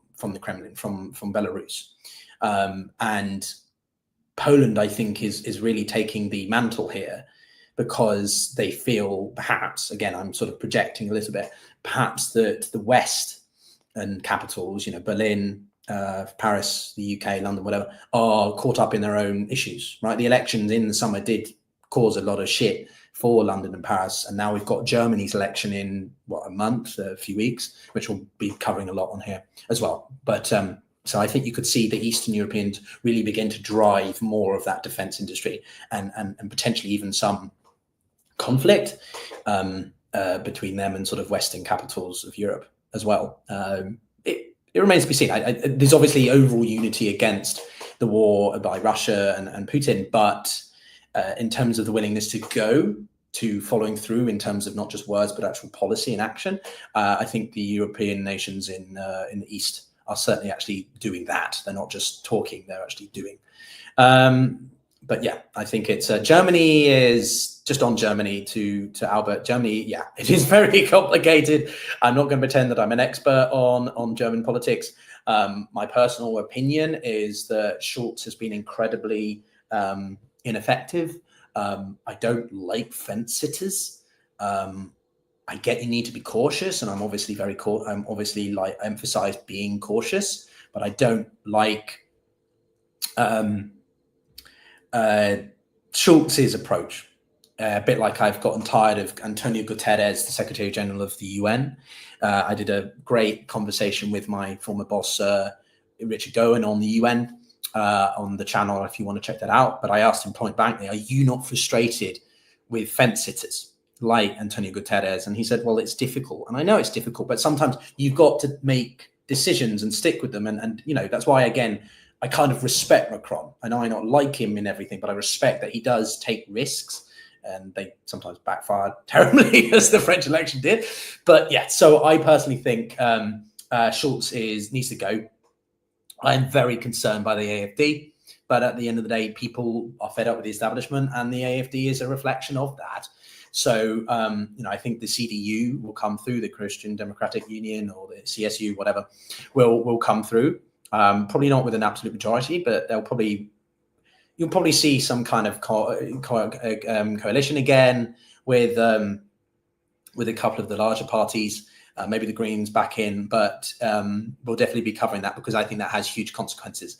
And I think that they're going to be more hawkish in terms of supporting Ukraine, and also just trying to ramp up this overall defensive sort of narrative and push movement, if you want, within Europe. I definitely think by the end of this year we will see a significant shift. Not necessarily suddenly the West has started developing all these new industries and defensive capabilities, but I think there's a concerted effort, concentrated effort to do something about that. And I think the election of a more proactive, I'm not going to say bullish or hawkish necessarily, proactive leader in Germany, again, I hope will pay dividend. But you'd argue it's less of an East and Western divide, more of a Northern Southern one? Really? Why? I mean, Italy's pretty against Putin, like Sweden. Greece has been keeping its, if I remember correctly, Greece meets the NATO target of 2% of GDP. So I don't know. Sure. Could you expand on that? Where are you? Lev, could you expand on that? I'm curious. Yeah, let me see what other comments we've got here. Thanks, Martin. I appreciate that. Yeah, it's quite. I'm literally dotting around all over the world, guys. So if I miss something out, it's not because I'm trying to be thick or sort of mischaracterizing. It's just we've literally covered everywhere, apart from maybe Australia. Sorry, Aussies. Not enough happens down there. I lived in Australia for a year and a bit, and it was yeah, I love it. It's great, but sort of the most interesting thing that happens in Australia. Well, you had the war of the what happened in the 30s, a fantastic war of the 30s. Yeah, if you don't know this, if anyone watching, you know exactly what I'm talking about. I forgot the name of the animal that it was against. The Emu War, the Emu War of the 1930s, right? That was insane. They literally went to war and oversimplified. One of those massive channels on YouTube has a great video about it, about the Australians going to war with emus because they were going into people's farms and stuff. Anyway, so yeah, basically I'm trying to cover lots of different parts of the world. So if I make a mistake or leave something out, it's not intentional. I'm just, we're talking about everything. What else? Anything else? What do I think about that? Does anyone outside China, Russia? Good evening, Lars. Lovely to see you. Thanks everyone again. Also, will I see ASEAN? Another one from you, Shastri. Will you see ASEAN pushing for water sharing treaties? What, with China? I do think this year we're going to see, if I backtrack a little bit for a second, I think we're going to see a rise in the tension with Taiwan. Obviously, Trump's going to not hold back in his economic and foreign policy against China, but that by extension, by just default will bleed into Taiwan, which is, there's not many areas that I really, really worry about. Like when people say, oh, we're going to have World War III because nukes and stuff, which is obviously, people trying to rage bait and fear bait. The South China Sea is a serious concern for me. Taiwan is something that, while I don't know if it could happen in this year or something, I am very worried about it becoming a hot war. And China's not popular down there. The CCP's claims to the 9-dash line and the amount of states, the other nation states, that it just blatantly disregards, maritime law, in terms of what you've got: Brunei, Indonesia, Malaysia, Vietnam, Taiwan, if you want to count it as a nation state. I think that's a huge provocation. ASEAN as a organization have largely been ineffective. They've done fuck all, about Myanmar, which is very disappointing. I want to do more in Myanmar. Just on a tangent for a second, the country is in a civil war, but the people continue to resist the Tatmadaw, which is the military junta which has dominated since 2021. And ASEAN have done nothing. They've not really sanctioned the military junta. They've not tried to, act as the primary way to deal with the situation in the international community, like bring it to the attention of all nation states. And I think that whether or not ASEAN try to leverage that, water sharing treaties? I don't think so. I think that they will largely be just on the sidelines. What I think 23, 24 have done is illustrate that the nation state is very much the way that people like to live. They very much like to be society to be constructed within a nation state format. So any other organizations, be them supranational or multilateral or regional, in the case of ASEAN, they are just not used enough by nation states. And even if they say, well, we think this, Beijing and DC, Washington will be like, oh, okay. Anyway, right. So I don't think ASEAN's going to have F all, to be honest. I don't think they're going to do. I think, yeah, that's what I'd say to that. And I mean, for example, like we've seen in the African Union have tried to do stuff vis-a-vis the war in Ethiopia when it was raging in 21, 22.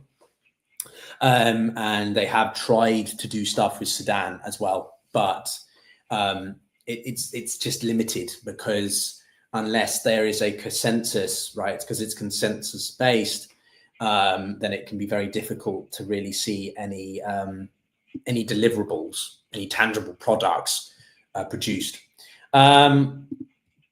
What do you think about the claims like the UK and a lot of European countries are fundamentally called as vassal states? I think that's bollocks, to be honest with you. We can talk about the UK as the lapdog to the United States, particularly after, say, the Suez crisis of 56, and that UK hasn't really had its own foreign policy, but I don't think so. I think that is an unfair sort of, not that you think that, Chris, but I think it's a lazy categorization. Certainly our country's dependent on the United States and do follow in line with what the US does or says in certain issues, sure. But look at France. France has always been rejecting of US approaches to certain things, with the developments in Lebanon, for example, over the summer, the autumn. France was tacitly quite critical of the US approach to Israel, because Lebanon, obviously its influence from France colonially, that gave an unnecessary headache for Paris. It gave them an unnecessary headache about trying to engage with the ceasefire.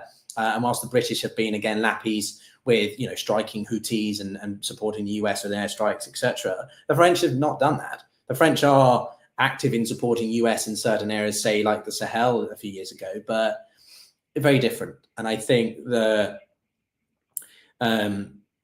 really don't like categorizing a continent of 40 nations, i.e. Europe, as sort of one entity. Sure, you have the EU and it has consistency or an overlapping approach to foreign policy in certain areas, but at the same time, there's huge differences between and within states. Hungary is obviously one, Slovakia, but Poland, right? Poland has pendulum back. So no, I don't think so. If any country really does not act as a vassal, I certainly wouldn't use the term vassal state, maybe client state or sort of dependency, then yeah, UK, you can argue to an extent, but a vassal state is a country that literally does not operate without any and all form of a vassal state is Belarus. That's a vassal state.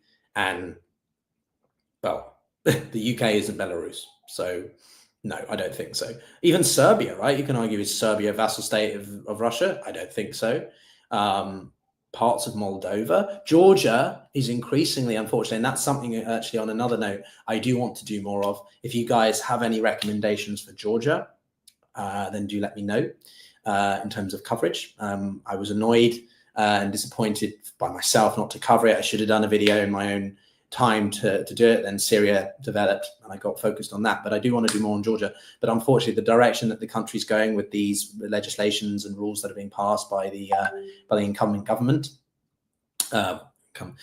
is disconcerting. Whether or not that means Georgia is a full vassal state, that's a pretty extreme thing, but it's certainly becoming more of a Russia leaning situation, I think, for against the behest of many Georgians, at least. Let's look through some more questions. What do you think of 100,000 Chinese peacekeepers for Ukraine? Insane. Not happening. One, the Russians would never agree to that. Whether or not you believe this, I could tell you it's happening. There is growing uncomfortable feelings in Moscow about China. Claims to Manchuria, if you remember the Soviet Sino War or whatever, border conflict skirmishes of the 70s. That's still a very big thing for China. Manchuria is a huge landmass or as an area that they believe is theirs. And Russia controls and administers. So to suddenly have 100,000 Chinese troops on the other side is not exactly, I think, going to reassure Moscow. Now, you can argue, actually, back to the previous question about vassalist states, is Russia becoming a bit of a vassal state to China? There was one podcast I was listening to yesterday, the Rachman review by Gideon Rachman, the Financial Times chief correspondent for foreign affairs. And it was his sort of end of year review with a couple of other guests, one of which I've reached out to, who works as the director of the Carnegie Endowment for Eurasia, or Russian Eurasia. And he was saying that, you could see this bizarre scenario maybe where Russia becomes like a northern Canada to China, right? In the sense of it is just this massive country which likes to project that it has power, but largely it's so dependent on China economically, and it has all its resources. Again, that's an extreme point, but where I'm going with this is that to allow 100,000 Chinese peacekeepers in Ukraine, no, because that would only accelerate and consolidate such a notion that Russia is largely an ineffectual, non-existent state, and it's just a sort of extension of China now. Much like sort of Belarus is an extension of Russia. So absolutely not. What we did see, and we had a conversation about this with Chris Cappy of Task and Purpose, or we touched upon it, was the military exercises with the Chinese. It was, what I loved about this was everyone was like, the Chinese are training with the Belarusians. They are getting involved. This is it, everybody. The Chinese are taking to fight against the US, NATO dominant West. It was 100 troops in Belarus for a largely demonstrative military exercise. So, yeah, no. The Chinese are not going to get military involved in this. They have no appetite for this. They don't need to. They don't want to. It's not how the Chinese operate. They want to stay out of the spotlight. They're quite happy for Russia to be the, in there taking up all the slack, because that means that they can continue to, deal away in the backdrop with Taiwan, undermining, legitimacies of Western systems or whatever the prevailing system rule of law. The last thing the Chinese want to be seen is as a military destabilizing, reckless, revanchist power, like what many people see as Moscow, Putin's Russia is. China is revisionist, for sure, but they are not revanchist. Now, you might say, what the fuck's the difference? Well, revanchist is about actually going through physical methods to change and get what you want. Revisionism is more about, changing the way that it's perceived through information warfare. Indirectly, it's a bit more sneaky. So, and we touched upon it at the beginning of the stream, which is that the strategic partnerships between North Korea and Russia and Vietnam. Vietnam and Russia is not so much of a big deal, but the North Korean Russian one is a big deal for the Chinese. Covertly, they're not happy, or they don't like it. They certainly didn't endorse it. You didn't see any celebratory statements coming out of Beijing. Why? Because it brings attention to the region of the world that China doesn't want. Their sphere of influence, they're near abroad. They don't want that sort of stuff. Now, as I said, Russia and North Korea are reckless powers. They have less to lose because they're more on the periphery, right? I wouldn't go as far as to say Russia's a pariah state. It's certainly trying to move that way, the West sanctioning it. But as we saw with BRICS in the fall, Russia likes to command that it isn't pariah. North Korea is a pariah state. I mean, it's much smaller. But the point I'm making is both these countries are not as integrated as China is in the international system. So they have less to lose by being reckless or provocational in their foreign policy, be that through direct conflicts in Ukraine or by interfering in elections or whatever it is, launching missile strikes across the Asian Sea to over Japan or to South Korea, whatever it is, right? So China's not going to do any of that because it goes back to also what we're talking about, the relations with the US. They're too integrated, right? And if they do that, then the US will respond, and that will hurt the economy. That will also hurt the US, obviously. But secondary sanctions, these sorts of things, right? The US doesn't secondary sanction countries like China and India, for example, even though they've been indifferent to Putin's war in Ukraine, because ultimately it harms them both diplomatically but economically as well, financially. So I don't think the Chinese are very happy about that, and why whenever you see commentators, in my opinion, lumping together the Russians, the Chinese, the Iranians, North Koreans, yeah, okay, they're opposed to the US-led order, sure, but the Chinese are very different to the other three. They're so much bigger economy. They're much more. They're gradualist thinkers, right? They think in decades, not democratic cycles or whatever. So I do hasten caution when people sort of bunch them all together in that regard. But anyway, I think, yeah. A lot of comments here. More of a theory. What if the US theoretical question? Oh, we'll come to that. Are you aware of what's happening in Mozambique? Let me see if I think I know what it is. I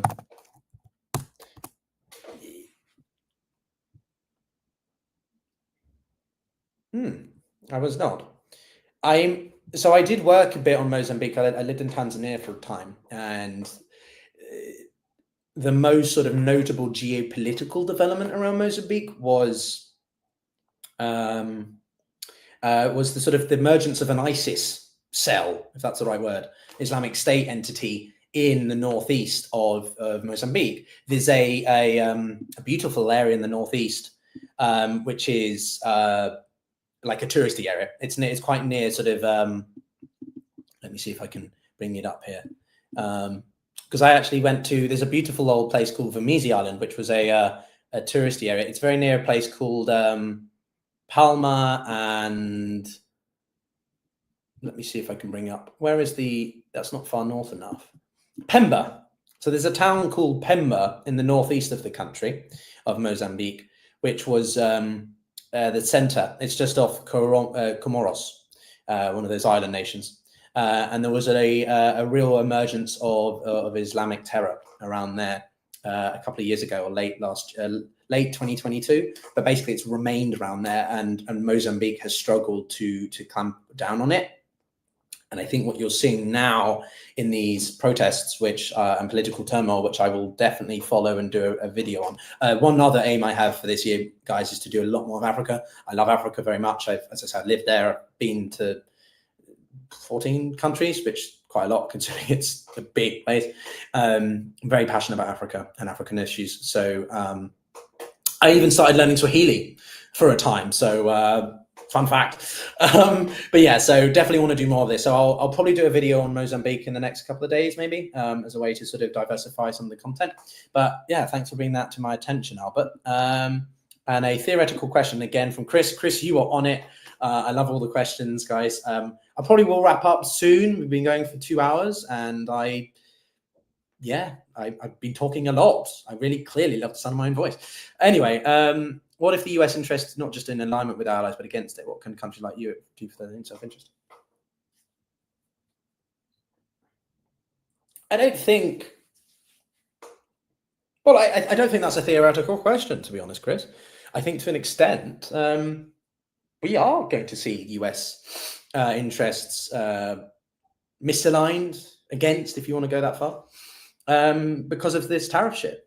I think Trump's maximalist, bullish, hawkish approach to certain issues in foreign policy is going to go against the Europeans' approach of soft power, of a more delicate approaches, right? Humanitarian. The US is certainly rejecting things like climate policy. They're rejecting areas of human rights, the migration challenges. Europe is not.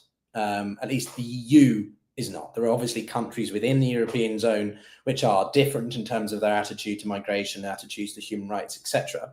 but largely speaking, the EU is much more progressive or forward thinking in that regard, whatever word you want to use. So I think you're going to see a misalignment, a growing divergence between Europeans or the EU and the US on that, particularly climate change. Whether you believe in it or not, climate is a problem, and Trump's rejection of it and his desire to drill, baby drill, is not going to go in line with the European mandate, the Green Deal. Von der Leyen wants to continue to push that. So I definitely think you're going to see misalignment. I'm just going to use that word, if that is a word, misalignment. And again, what can they do about it? I think they need to take hold of their ownership a lot more. Europe needs to be more aggressive, not aggressive in the sense of like we sanction everybody or something, or weaponize our currency or something. But what I mean is a lot more assertive in what we think about something and that we disagree. And even if that means that we go against the US in certain areas, we're willing to take those risks. I think we're too collectively we tread lightly. We don't want to offend someone, kind of thing. And I think we need a lot more vigor, conviction in that as a collective entity, right? Europe is individually as states, we have limited, but as a collective, we are a sizable force. The EU is a huge market. It's a huge demographics. It's a huge political, economic force.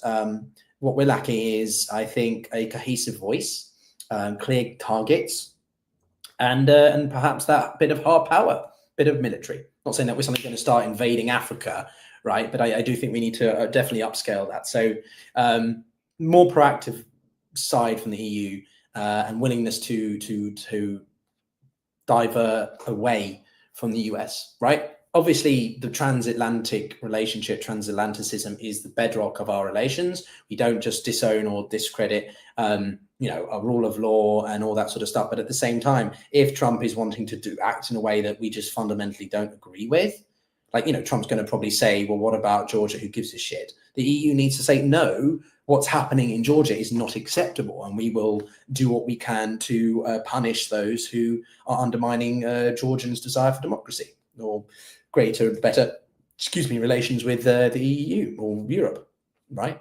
If Trump is not willing to sanction Georgia for whatever reason, then the EU does it. The EU doesn't really sanction shit much, mainly because you have to get consensus. Obviously, you have to get everyone in agreement to do that. Otherwise, it doesn't go anywhere. People can veto it. So that's what I would say. I think willing to take risks more is what I want to see Europe doing. Supply chain, do you agree with another one from you, Chris? You're on it. How can you transition without imploding your economy? Well, I mean, I was working for I am working for an organization. YouTube isn't my full-time gig, by the way, guys. I'm not a complete grifter. Oh, and that was my favorite news. Sorry, Chris, I'm gonna come back to that. This was my single favorite thing to cap off the end of the year, everybody. Now, some of you watching are on X, or a lot of you watching are on X.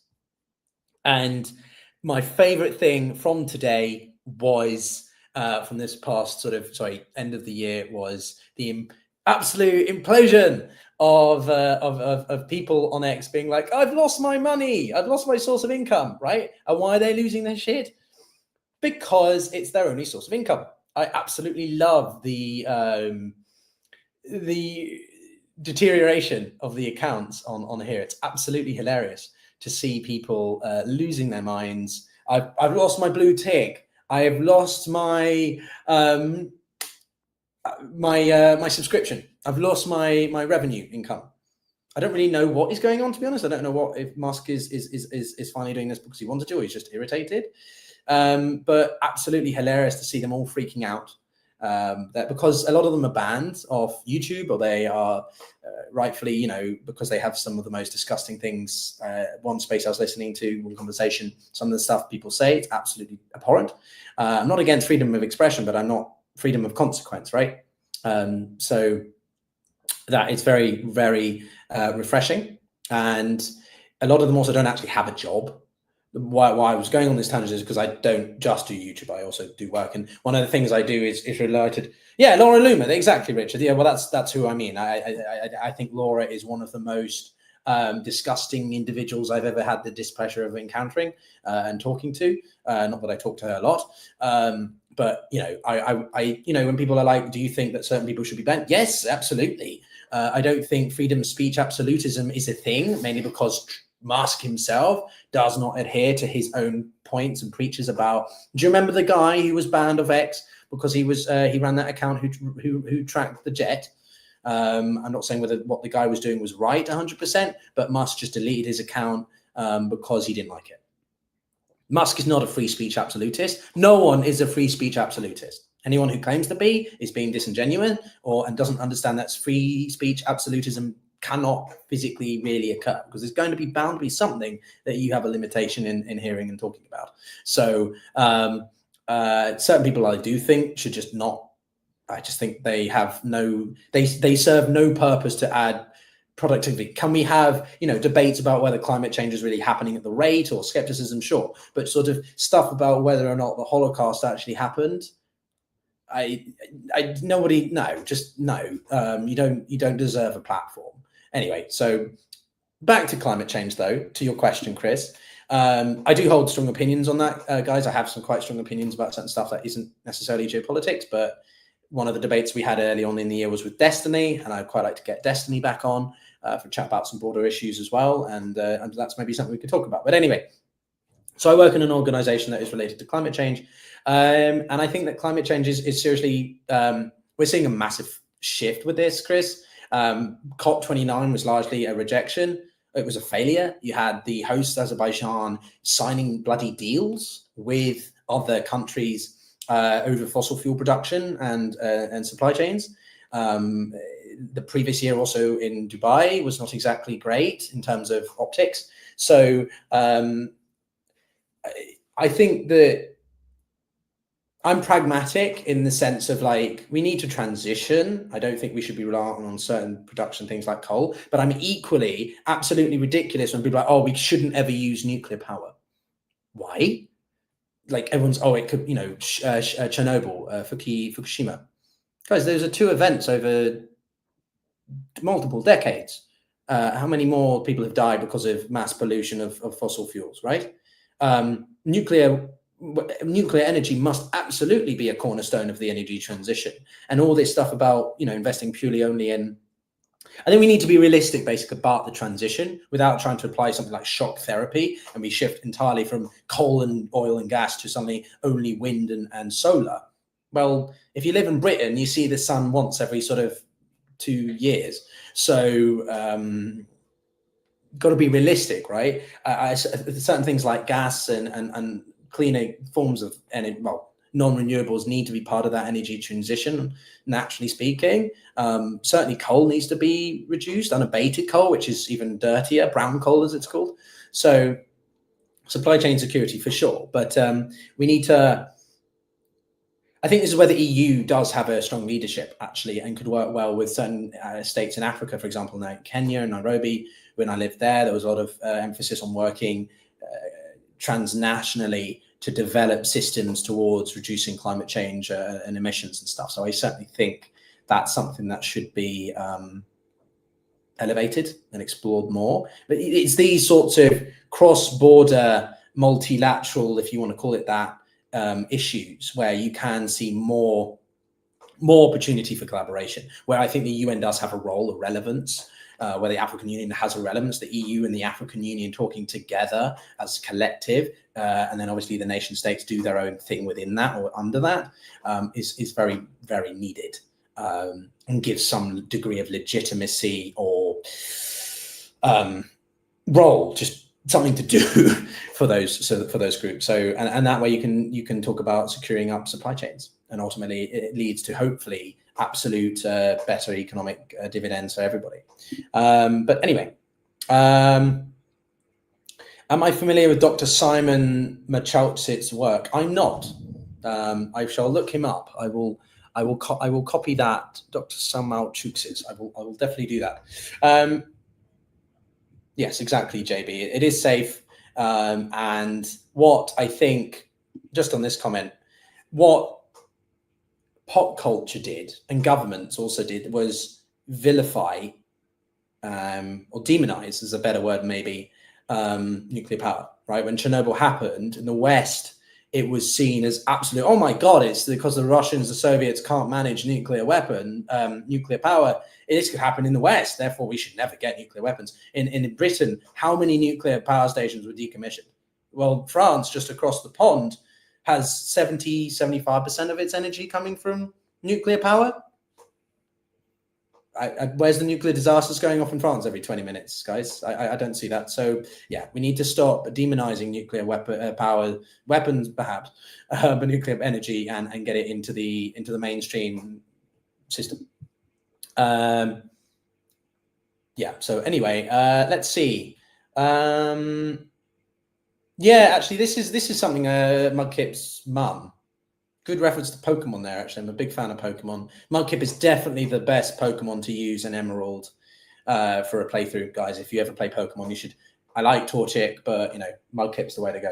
So I used to love Pokemon when I was a kid.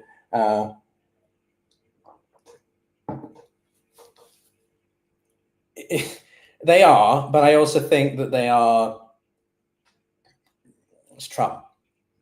I'm not saying I like it, but he's not going to annex Canada. And he's not going to annex Greenland. Panama, that is interesting because I began reading into it and the history of the relations about how Theodore Roosevelt took that over from the French and then created it, and the use of the weaponry or military to coerce them effectively. Trump could, like, if he really felt that he could just get so much more benefits for the American economy and people, that he just annexes the canal. I mean, crazy shit has happened. Obviously, this is not an endorsement at all, but I am worried about that. I will definitely agree with you. I mean, his attitude towards Mexico, and obviously the migration and use of terrorists as a way to alienate, is hugely problematic as well. I think Trump's going to be pretty aggressive to the Latin American states, and I think it's going to backfire quite badly. But equally, Mexico and Canada don't have any means by which to really do anything, right? They're not the US economy size. It will certainly make it will certainly make tacitly the US suffer. Not that US, I think, supporters will really notice when Mexico maybe reacts in certain ways or industry is affected, but I don't think they'll really notice. But definitely it will not go down well. As for Canada, actually, I did want to talk about this. I'm so fed up of Trudeau.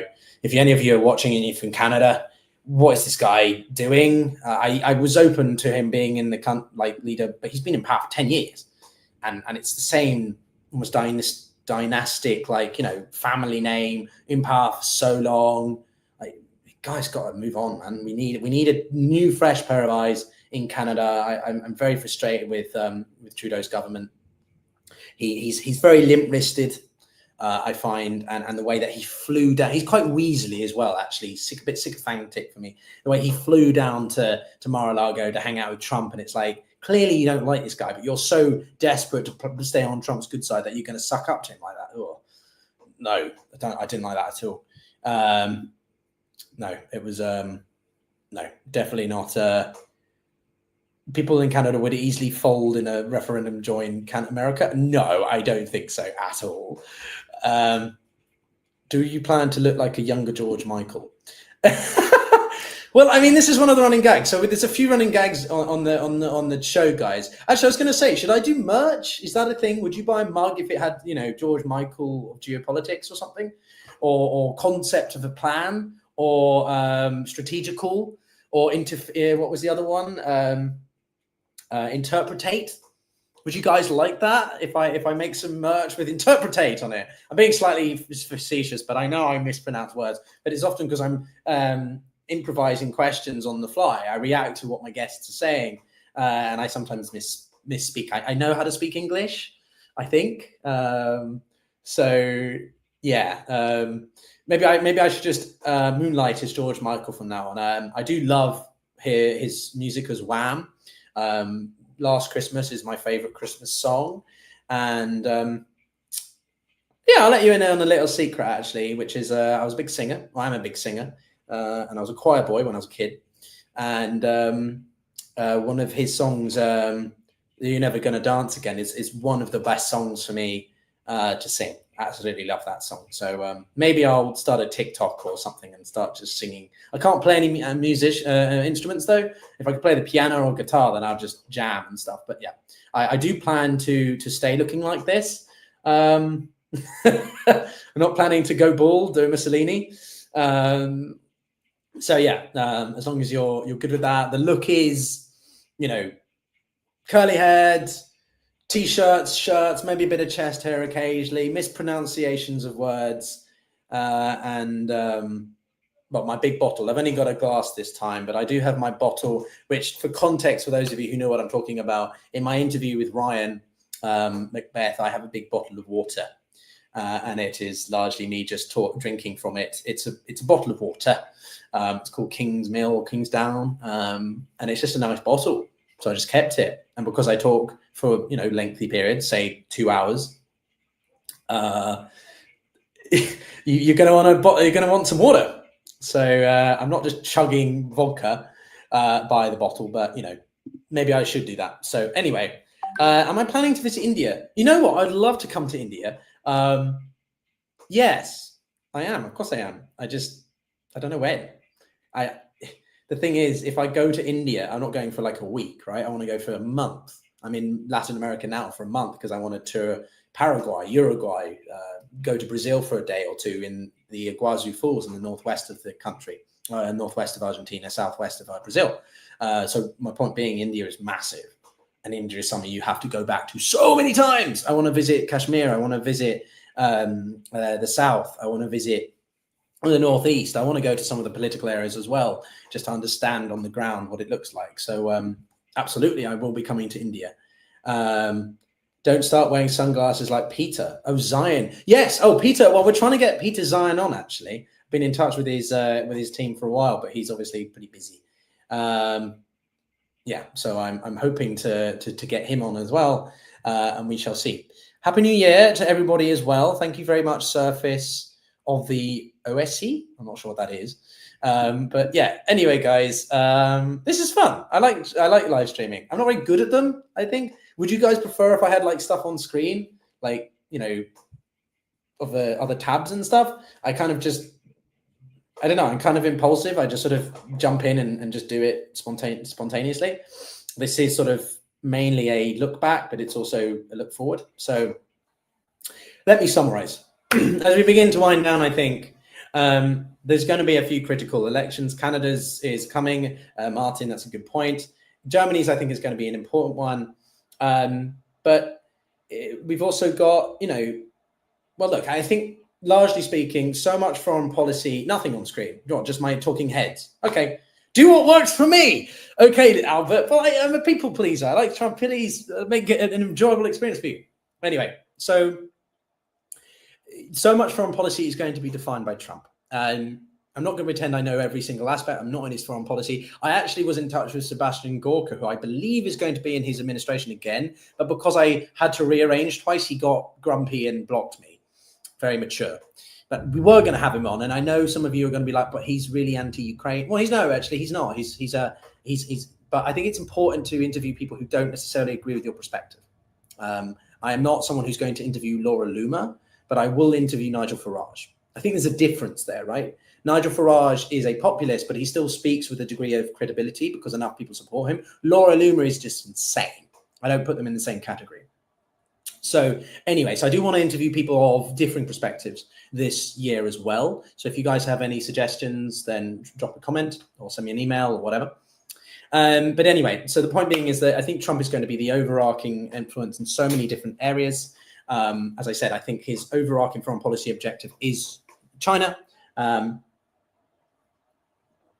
And I think he is going to try to sort of disengage is the word I would use from the Middle East, largely project American interests through Israel.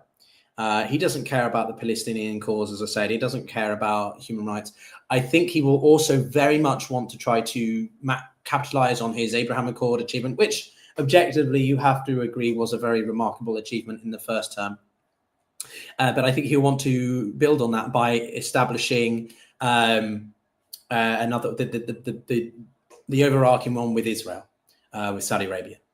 Obviously, that depends on what happens in Gaza to an extent. MBS has said quite clearly that Saudi Arabia wants some two-state solution to see that Israel is committed if they ever want to formalize ties. But equally, Syria could actually establish ties with Israel if Trump, I don't know, it depends also who he puts in places around him. If he picks the right kind of people, could we potentially see some kind of engagement between the Syrians and Israelis that leads to some kind of recognition from Syria? I certainly think they would require the Israelis to not be in the Golan Heights, in the buffer zone area. So probably that could be tough. But yeah, I think we're going to see a push for that, because Trump wants to obviously be seen as the peacemaker, as the sort of diplomat, with what he did with Kim Jong-un and the DMZ line and the two Koreans walking, shaking hands, all that optical. He loves performative politics, so I think he's going to push for that. But does that mean US is going to be directly engaged, fighting the fight and caring for the Kurds and their cause? No, I don't think so. I think he wants to reprioritize a lot of that attention to China. Obviously, he'll probably still focus on the Gulf of Aden because of its economic relevancy to American interests. Ukraine is really complicated. As I said, I remain cautiously hopeful that will be something that he wants to try to get a deal with. But equally, if he feels Putin's trying to cheat him, he won't just sell out Ukraine. And if anything, he could do a U-turn and up the support even more. So that remains to be seen. I definitely think he'll push for more diplomatic movement there, at least, whilst maybe continuing support, albeit at a lesser extent for the time being. I think if there isn't any significant changes by, say, the first half of the year, then the war could just drag on. It could just become a real frozen conflict. And as long as Trump isn't, as long as it's not eating into the US economy too much, then he just probably doesn't really care. And if the Ukrainians can hold out, then he sort of maybe supports them. But yeah, I don't think the Ukraine war is going to wrap up by this year, to be honest with you, just because I can't see what end game is viable. The Russians want maximalist demands. Ukrainians are not going to agree to that.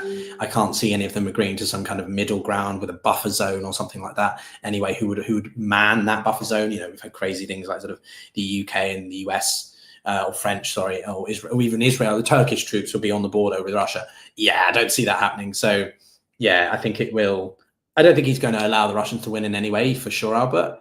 But yeah, so I don't think anything's going to change for the first quarter in terms of Ukraine. I think we're just going to see them continuing to try both maximize their gains before Trump really has time to establish his policy. Obviously, there's a lag time. There's a time lag effect, whatever the expression is, right, for things to really get into gear.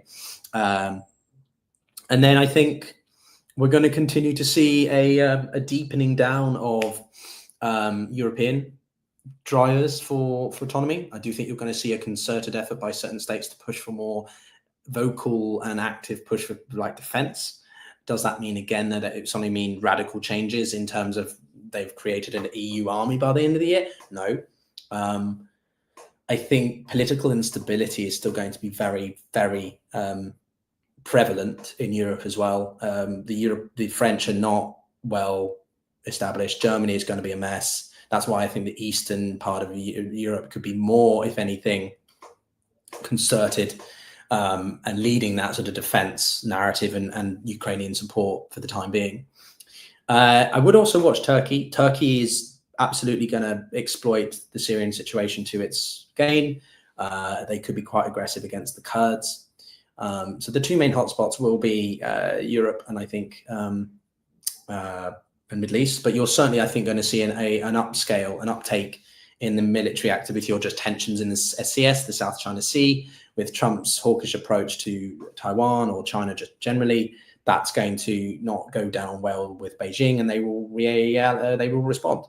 And and that could deteriorate. I'm not saying we're going to go to war, but I certainly think you're going to see more tensions, more military, like we saw the conflict or the tension between the Philippines and the Chinese a few months ago over some, I can't remember exactly what happened, but there was tensions there. So that could definitely, I think, increase. Sudan will obviously continue. That's not going to get any foreign influence in the sense of no one's going to care. Countries are influencing it for their self-interests, but you're not going to see some effort by the United States to lead a peace initiative there. And I mean, well, to bring it all back around to Latin America, I don't think much is going to change here either. So anyway, guys, thank you very much for watching. If you haven't already, then, well, subscribe. Do share the videos to anyone you think would appreciate it. It's always really appreciated to see the community growing and sharing it and spreading the love.